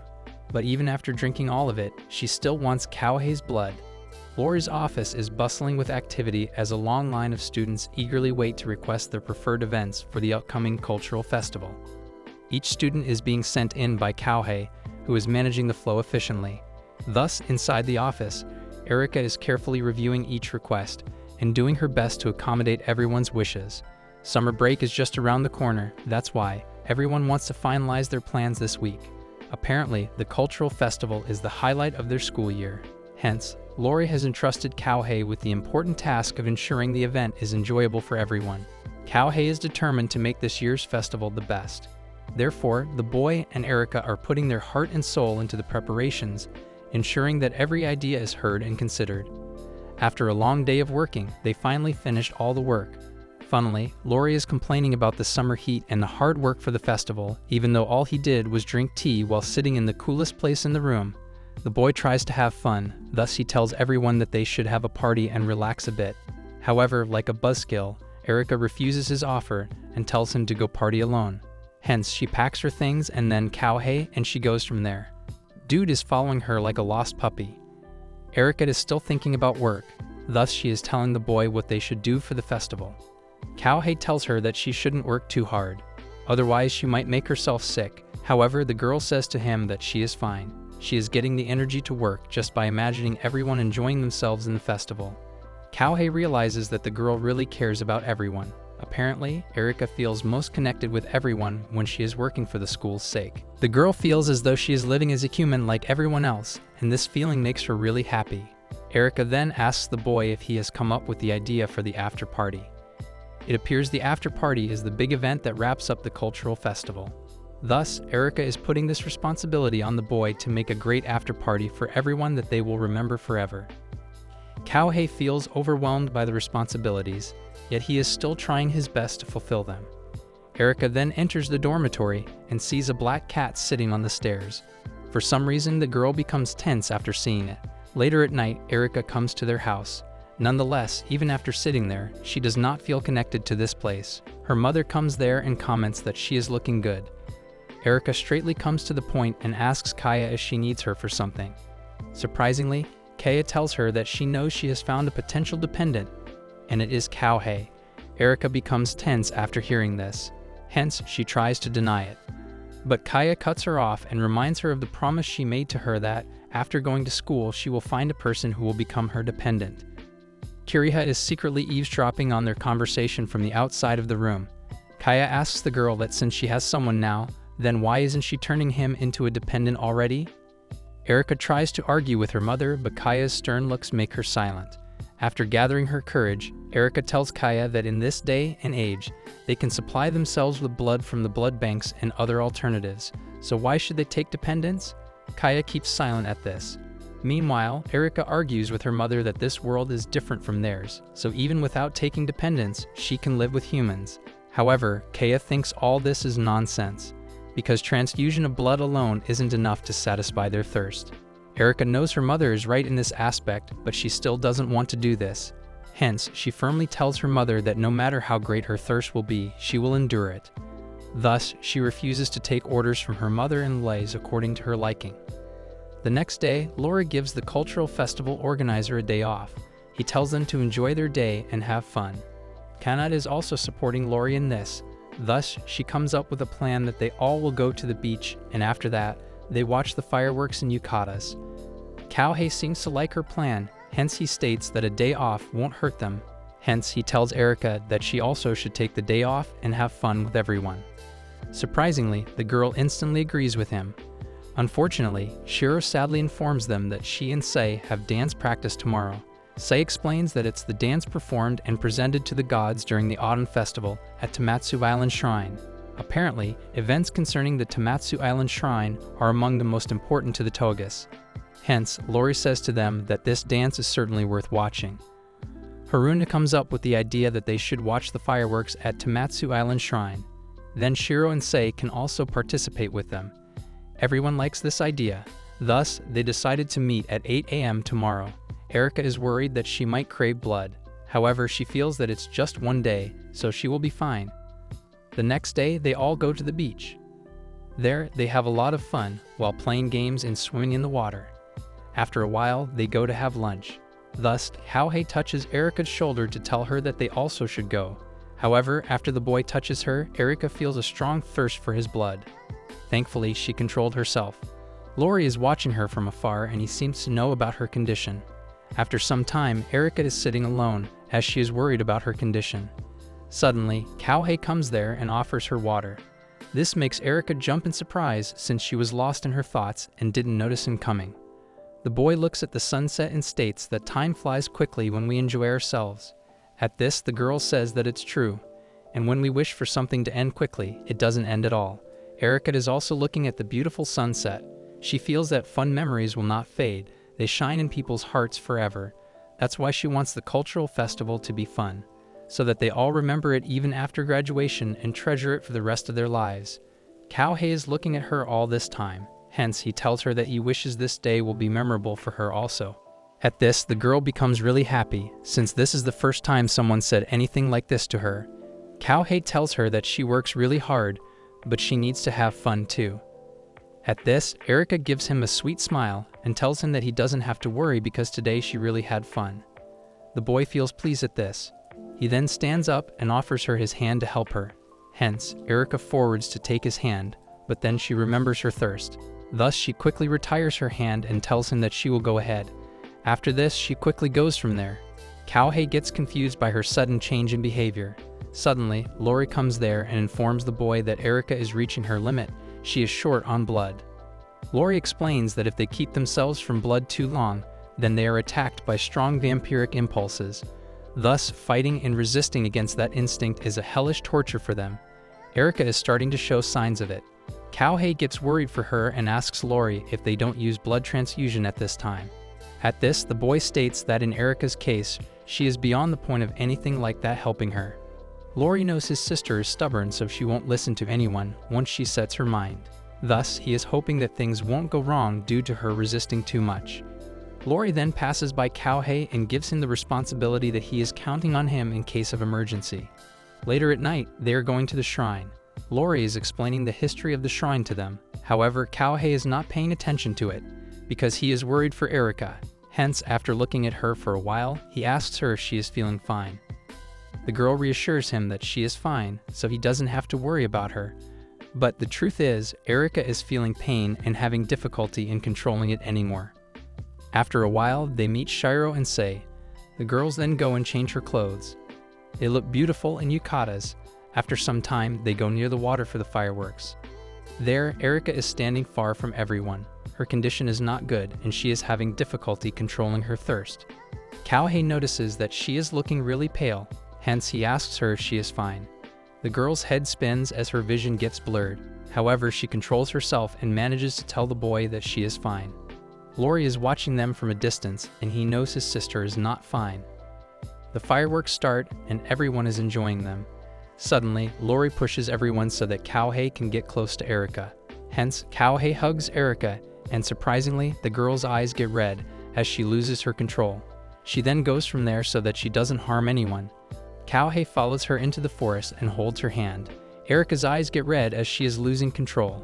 Hence, she struggles to free herself, but Kouhei is not letting her go. He then firmly hugs her to comfort her. Erika loses her control and starts drinking from his neck. In this moment, something changes between them and they both know it. Erika wakes up in her and remembers what happened last night. Thus, she is wondering how she did get back to her room. Erika then feels happy as she thinks that she has endured the pain and passed it. In the morning, everyone at school is working hard preparing for the festival. Whereas Erika is in a very cheerful mood today as she is working happily. Lori notices this and asks her if something good happened to her. At this, the girl smiles and happily tells him that she thinks she can keep herself out of her mother's manipulation. At that moment, Kouhei comes there while carrying the material for the event. Erika scolds him for being late. After that, she goes near him to take the material. However, when she goes near him, she feels the same pain from earlier. Hence, she stumbles back and falls to the ground. At this moment, she realizes that it was not a dream, she really drinks blood from him. Hence, she feels really upset by this. Kouhei tries to get close to the girl to help her. However, she tells him to not come near her. She then tries to make him better by acting like she is fine. Hence, she stands up and tells him to help her organize the material. After that, she sits on the chair and starts working. Shiro becomes worried for the girl. Hence, she asks Lori if something is wrong with Erika, since she looked strange the moment Kouhei came in. Surprisingly, Sei scolds her that it's nothing she needs to concern herself with. Shiro tries to argue with him. But Lori says to her that Sei is right, this is a problem between Erika and Kouhei, so she should leave them alone. He then states that the time has come, and now they can't do anything about it, hence they should leave it and see what happens next. After a while, Kouhei is having lunch with Tsukasa. It appears he is worried about Erika. Suddenly, Kanade runs towards him and angrily pastes the disciplinary sticker on his forehead. She is angry at him because yesterday he left them alone while they were watching fireworks. Haruna then points out that yesterday Erika was also not there. At this, the boy tells them that nothing is happening between Erika and him. Kanade doesn't seem to believe him, hence she asks if that's the matter. Then what were they doing yesterday? Kouhei tries to come up with an excuse. Hence, he tells the girl that the fireworks gave them a good idea, so they went to work on it. At this, Kanade becomes excited as she assumes that Kouhei wants to arrange fireworks for the after party. Haruna asks him what he wants to do with the fireworks. At this, the boy becomes nervous and states that he wants to keep the idea secret until he makes it better. This boy is lying like this is his native language. As a sweet soul, Haruna offers to help him with anything he wants. Kouhei feels grateful, hence he says thanks to her. After that, he decides to focus on the work, so that he can take some of Erika's burden. After a while, Erika is in her room. She is panicking since the blood is not working for her. All she wants now is Kouhei's blood. She is in great pain because of her thirst for Kouhei blood. The next day, Kouhei is supervising the students and notices that everyone is working hard. He then sees Erika talking with two boys. Hence, he decides to meet her. However, some other students call him for help. Thus, he goes to help them. After this, he looked in Erika's direction, but she was not there. After some time, he comes to Lori's office to meet Erika. But the girl is not there, hence, he becomes disappointed. Sei then tells the boy to help him. Hence, Kouhei agrees to it. The whole day, the boy has been busy with tasks. He is working tirelessly for the festival. Even at night, he is working for a long time. The whole day, he didn't get the chance to meet Erika. Thus, after coming to his room, he thinks of calling Erika, but he then changes his mind and drops the phone. Meanwhile, Erika is in severe pain because she is not fulfilling her desire. Suddenly, Kiriya comes inside the girl's room and asks her how long she thinks she can control herself. At this, Erika just looks at her. Surprisingly, Kiriya reveals that Kouhei's blood is special. More importantly, he is starting to become special to Erika. Kiriya informs the girl that once she drinks Kouhei's blood, her thirst for his blood will become greater, and soon she won't be able to resist it. Kiriya gives Erika her mother's message. She tells her why she is hesitating for a person who willingly gave his blood. Kaya wants Erika to make Kouhei her dependent. After seeing Kiriya behave like that, Erika realizes that she is back to be with her mother. Kiriya ignores her and gives Kaya's message to her that if she has no intention of taking independent, then she has to return to their mansion immediately. At this, Erika starts to panic, since she thought that she still had time before graduation. She becomes really sad as she realizes that her mother is breaking their promise. Kiriya says to her that the time was given to her to find a dependent. However, if she chooses not to take on dependent, then it's as if the promise itself never existed. Erika gets angry at the unfairness of it. She angrily tells Kiriya that no matter what her mother says, she won't take a dependent. and before graduation, she will find a different way to live. Kiriha tells her to stop being stubborn about this. Surprisingly, Erika gets really angry at Kiriha and insults her that she is not going to hear this from her mother's pet. At this, Kiriha gets shocked. Meanwhile, Erika asks her why she chose to return to her evil mother. Erika tries to warn the girl that her mother will take away her memories one day, and then she is going to make her find her master without any idea of who it is. She will roam like a lost soul, spending decades to find her master, only for Kaya to take away her memories again. This is like an endless game, which will never end. Kiriha picks up the black and tells the girl that she can't disobey her master. Erika sadly says to her, that's the reason she doesn't want it. Because for a dependent, the master's orders are absolute. They will work everything word for word, even the tiniest mumble of their master is important to them. Erika is scared of the darkness inside of her.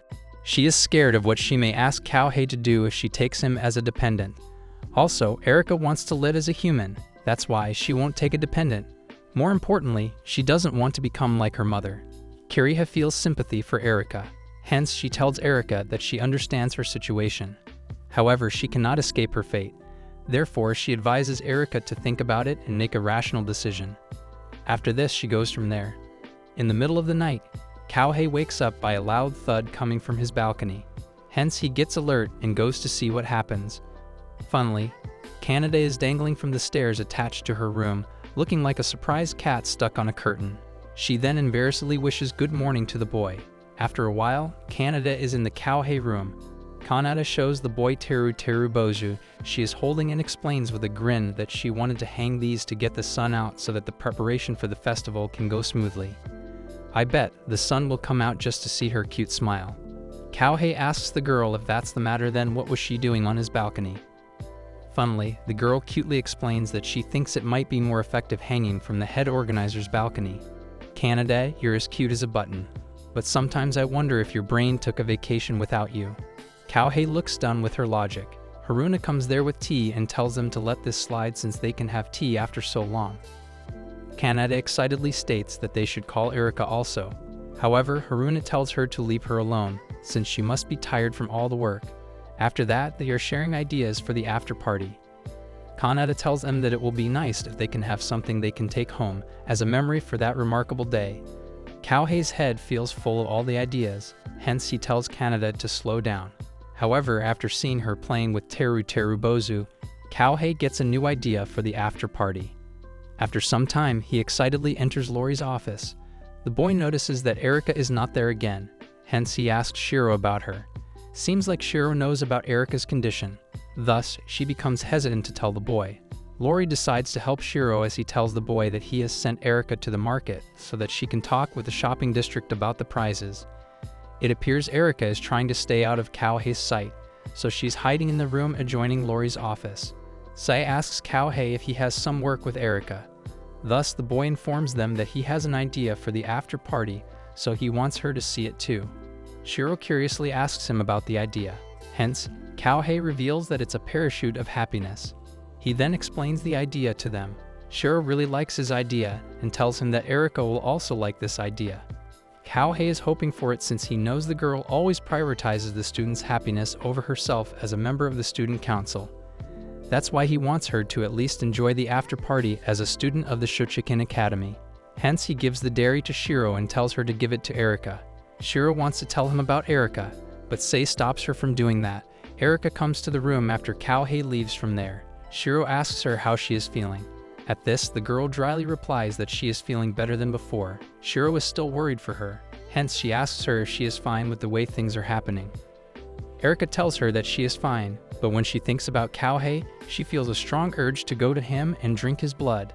Lori knows if she meets the boy, then she will lose control and attack his neck. And if she does that, then her desire for his blood will grow. Lori is trying to make her understand that she has to take Kouhei as her dependent. Erika tells him to stop since she is losing her control. Seeing her in that condition, Shiro feels sad for her.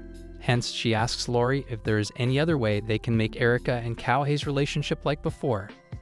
Lori states that if there is a blood donor to replace Kouhei, then it's possible. However, the thing is Kouhei's blood is special, so to find another person who has the same blood as him is very difficult. Surprisingly, Shiro announces that she will become Erika's dependent.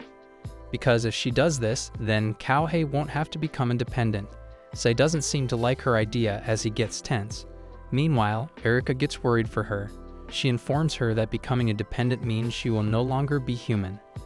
At this, Shiro starts crying as she tells them that it is hurting her to see Erika in so much pain and watch Kyohei working so hard without knowing what's going on. Hence, she wants to help them. Sei gets angry at her and scolds her to not say such ridiculous things. Surprisingly, for the first time, Shiro doesn't listen to his brother. She firmly states that if it's the fate of the Sendos to have dependents, then it's the fate and duty of the Togas to serve them. Sei gets really angry, hence he grabs Lori by the collar and yells at him that he never said anything like this could happen. At this, Lori tells Sei to calm down and explains that, just as Sei cares deeply for Shiro, he too wants Erika to find her own path in life. Lori then orders Sei to let him go. After this, Erika asks her brother if he intentionally brings Kyohei to the student council, knowing that this would happen. Hence, the boy confidently replies that just like a big brother, he wanted her to have a happy life. Erika gets angry at him for doing this. Shiro gets scared by all this. Hence, Erika hugs her and comforts her that no matter what happens, she won't do anything that would take her future away. She then firmly tells her brother that she will decide her own path in life. Later at night, Erika is weakly sitting outside of Kyohei's room. She seems to be in intense pain and also she is losing her control. Hence, she leaves the paper hot balloon outside of his room. After some time, Erika meets Kiriha outside in the rain. The girl seems to have made her decision. On the other hand, Lori has high hopes for Kyohei. He feels that the boy will be able to set her sister free from their mother's clutches. Erika has returned back to her home where she is locked in a small room. Kaya is disappointed in her daughter. Hence, she thinks that Erika is a failure. The next day, Kyohei gets ready for school. He finds the paper hot balloon outside of his room. He then goes to Lori's office and there he meets Shiro. As usual, he didn't see Erika there. Hence, he asks Shiro if Erika wants to say something to him. At this, Shiro gets curious and asks him why he asks this. At this, the boy informs her that he found the paper balloon outside of his room. Shiro really wants to tell him about Erika, but Sei stops her. Lori then gives him the papers and tells him that his idea for the after party is good, so he should start working on it. Kyohei wants to know what Erika thinks about it. Hence, he asks Lori about what Erika thinks of this idea. At this, Lori tells him that he doesn't have to worry about her since she is no longer there. Kyohei gets worried about her. Thus, he asks the boy what he means by that. At this, Shiro starts crying and tells him that it's her fault because she told Erika that she would become her dependent. After some time, Lori takes Kyohei to the chapel so that they can talk alone. There, the boy informs him that Erika has returned back to her home. Kyohei gets worried since he knows the girl doesn't want to be there, because her wish was to live as a human at the school. That's why she wasn't going to drink blood from people or take dependents. At this, Lori accuses him of giving blood to Erika on that day. Thus, Kyohei tries to clarify that he wanted to support her, and that's why he did that. Lori informs him that once they drink blood directly from a human, they face strong urges to have more. And once that happens, transfusion blood won't satisfy their cravings. Lori tells the boy that Erika has suffered too much because she was fighting to control her thirst. But in the end, she was losing her control. Shiro saw her struggling, hence she offered to her dependent. But Erika refused her because she didn't want to destroy her future. Erika was completely losing control. She knew if she saw blood, then she wouldn't stop herself from taking it. That's why she made that difficult decision. Kyohei is feeling sad about her. Thus, Lori gets close to him and states that there is still time. Hence, he tells the boy to decide if he is going to help her and be her dependent or not. After a while, Kyohei is watching the students preparing for the festival. He feels bad that the person who loves school so much is not there. Thus, the boy is feeling bad, since he thinks that it's his fault. However, he can't seem to decide what he is supposed to do. A few days go like this. The students are missing Erika. Hence, Kanada tells the boy to bring Erika to the party. Kyohei gets upset at this since he can't do this. Later at night, Kanada, Haruna, and Shikasa are waiting in Kyohei's room for him and Erika. However, the boy came alone. Hence, he lies to his friends that Erika is busy, and that's why she can't come there. Kanada and Haruna are continuously talking about Erika, and this is making the boy sad, because he knows that the girl is not coming back. Suddenly, the boy loses his patience and tells his friends that Erika is not coming back ever. However, they don't believe him and think that he is joking, because they know Erika loves this school too much. and she won't miss the cultural festival at any cost. Shikasa tells the boy that he can't even imagine the festival without Erika. Kouhei becomes sad seeing their hopeful faces. Haruna then asks him if what he is saying is true, and then is he fine with the way things are happening. At this, the boy becomes silent. Haruna tells him that she doesn't like seeing him tense like this, nor does she enjoy not being able to see Erika. They want the boy to bring back Erika and take responsibility for his mistake. Kouhei smiles at them as he finally decides what he should do. Thus, he stands up and promises them that he will bring back Erika to the next tea party. Hence, without wasting any time, he goes to bring back Erika. Lori meets him in the middle of the path and takes him to meet Kaya, whereas Kiriha is also bringing Erika there. Kaya asks Kouhei why he wants to meet her. She then tells him to come close to her. Thus, Kouhei sits in front of her. Kaya observes him closely. She smirks as she realizes that he is not afraid of her. Kouhei is straight to the point as he tells her that he is there for Erika. At this, Kaya asks him if he has come to become her dependent willingly. Surprisingly, the boy tells her no and states that he will not become her dependent. At this, Kaya becomes angry. Meanwhile, Lori seems to be proud of him. Kouhei then confidently tells Kaya that he is there to take Erika back. Kaya angrily asks him why he wants to take her back. Kouhei calmly responds that they need Erika with them, and most importantly, she needs a school life where she can be with everyone she loves. However, Kaya remains unconvinced and thinks that Erika needs to have a dependent. But the boy tells her that the girl wants to live as a human, and for that, she needs her school life. Kaya's eyes angrily become red as she gets pissed at the boy. Hence, without warning, she uses her powers to throw him backward. After this, she angrily tells him that a mere human like him knows nothing. Surprisingly, she is choking him by holding his neck tightly. She states they need a stable source of blood to live at ease and companions to live their eternal lives with. That's why they take dependence. Even in the pain, the boy says to her that Erika doesn't want this. What she wishes for are friends who understand her. All this time, Lori is standing there and watching this amusingly. He seems to be impressed with the boy for putting up a fight with his mother.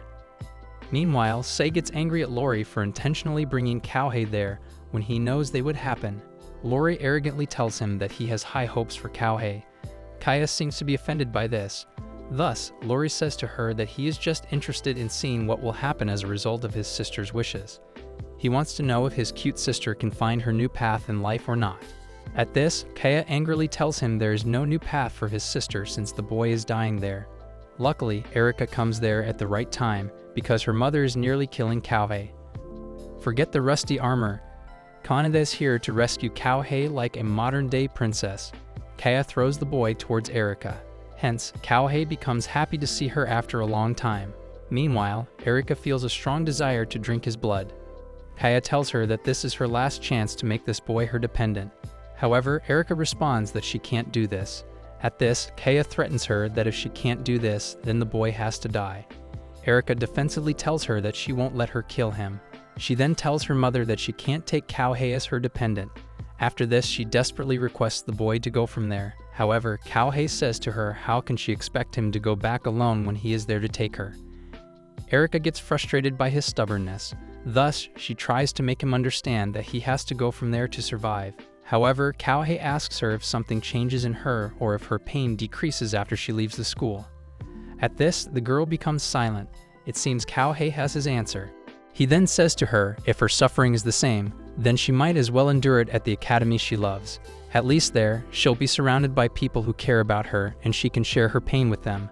However, the girl tells him that she can't hold herself back. Surprisingly, Kouhei offers her to drink his blood.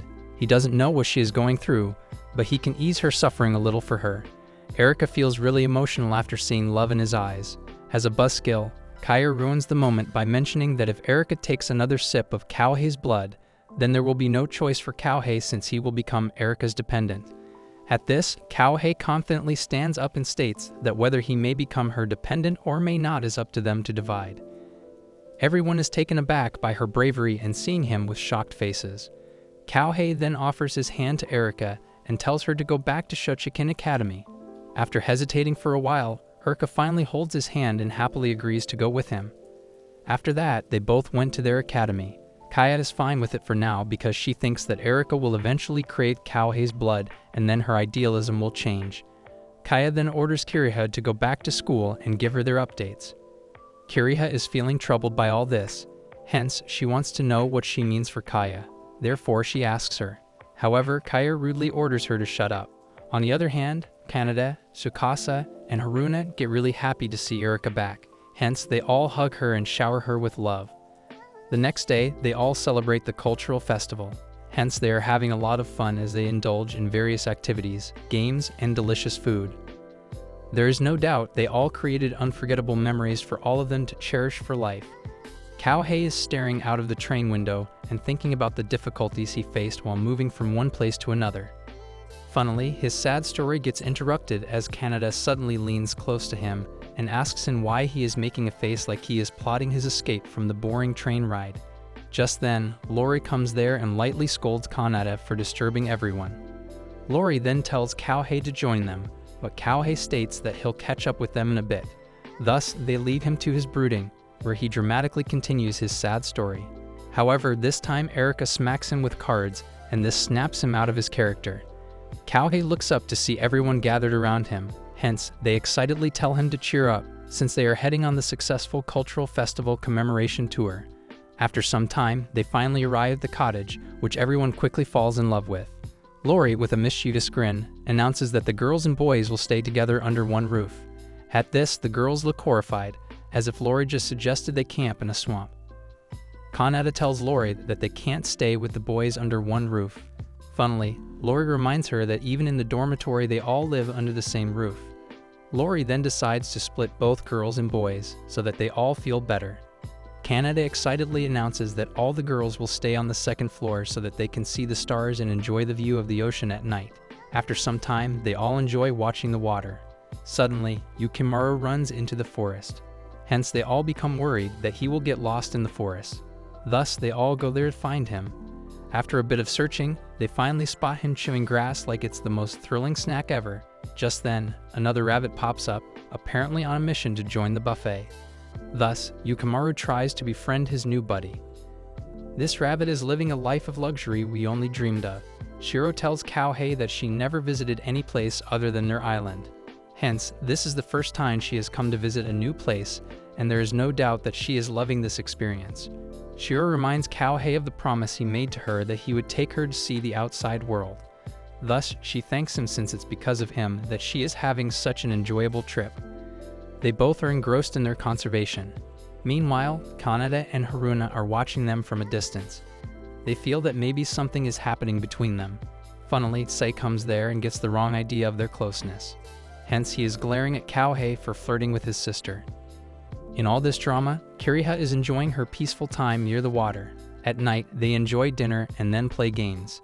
Late at night, all the girls take a shower and change their clothes. After that, they are having a pajama party. Kaneda excitedly announces that they should talk about which guy they like. Thus, Kaneda excitedly faces Haruna and asks her whom she likes. Funnily, Kaneda seems to already know that her sister likes Kouhei, hence she teases her about it. At this, Haruna starts blushing. Surprisingly, Kaneda also likes Kouhei. Shiro seems to be surprised about this because she thinks that Kaneda likes Tsukasa. Funnily, after hearing this, Kaneda reacts like this is the worst thing anyone said to her. They all then turn their attention to Kiriha and ask her whom she likes. She confidently confesses that she is interested in Kouhei. Funnily, the atmosphere around them becomes awkward as the girls realize that they have another rival in their love life. Erika then asks Shiro if she also likes Kouhei. At this, the cute becomes red like an apple. The boys are sitting downstairs and getting jealous after hearing the girls having fun. Lori suddenly stands up and announces that they also should have fun. Hence, he tells the boys that they need to barge into the girls' room. Funnily, Lori is arguing with Kouhei about going into the girls' room. Meanwhile, Sai is already sneaking into the girls' room to find out who Shiro likes. Surprisingly, Shiro reveals that she likes Sei because he always cared for her. She proudly states that having a big brother like Sei is her biggest pride. After some time, they all have a tea party and have fun together. The next day, they are having a tennis match. After an intense match, Kouhei and Erika win the game. Lori gives them the good news that they all can use the natural spring on the villa. At this, they all become happy thinking about a relaxing bath. Funnily, Lori punishes Kouhei for scoring the least. Hence, he orders him to clean the mess they have created on the tennis ground. Thus, the poor boy is cleaning up all the mess. Meanwhile, all of them are enjoying the relaxing hot bath. After some time, Lori intentionally sends poor Cowhey into the girl's bath. As expected, he gets a good beating from the girls for it. Poor guy always ends up getting fooled. Later that day, they are going back to school. Funnily, Sai is glaring at both boys for that stupid prank, while the girls are scolding them. To lighten up the mood, Lori gives them juices. Surprisingly, Erica thanks Cowhey since they all had changed because he transferred to their school. The boy doesn't like to take credit, hence he gives all the credit for their happiness to Erica. He then opens the juice tin and accidentally cuts his finger. Thus, his hand started bleeding. Erica sees his blood and goes near him. She is now boldly sucking blood from his finger. Funnily, Kanata interrupts their lovely moment by yelling at them. Meanwhile, all the others are watching them wide-eyed. Haruna looks like she has seen a ghost. Poor girl gets heartbroken after seeing her crush romancing with another girl. Kanata threatens to give them her special discipline sticker for behaving like horny kids. At this, they both become embarrassed. Just like a migratory bird, they arrived home after a long journey. Thus, they find joy in each other's company, cherishing the rare and beautiful bond they share. A friendship like theirs is a precious gem, difficult to find and priceless to hold. So once we find it, we should embrace it with all our heart and never let it go.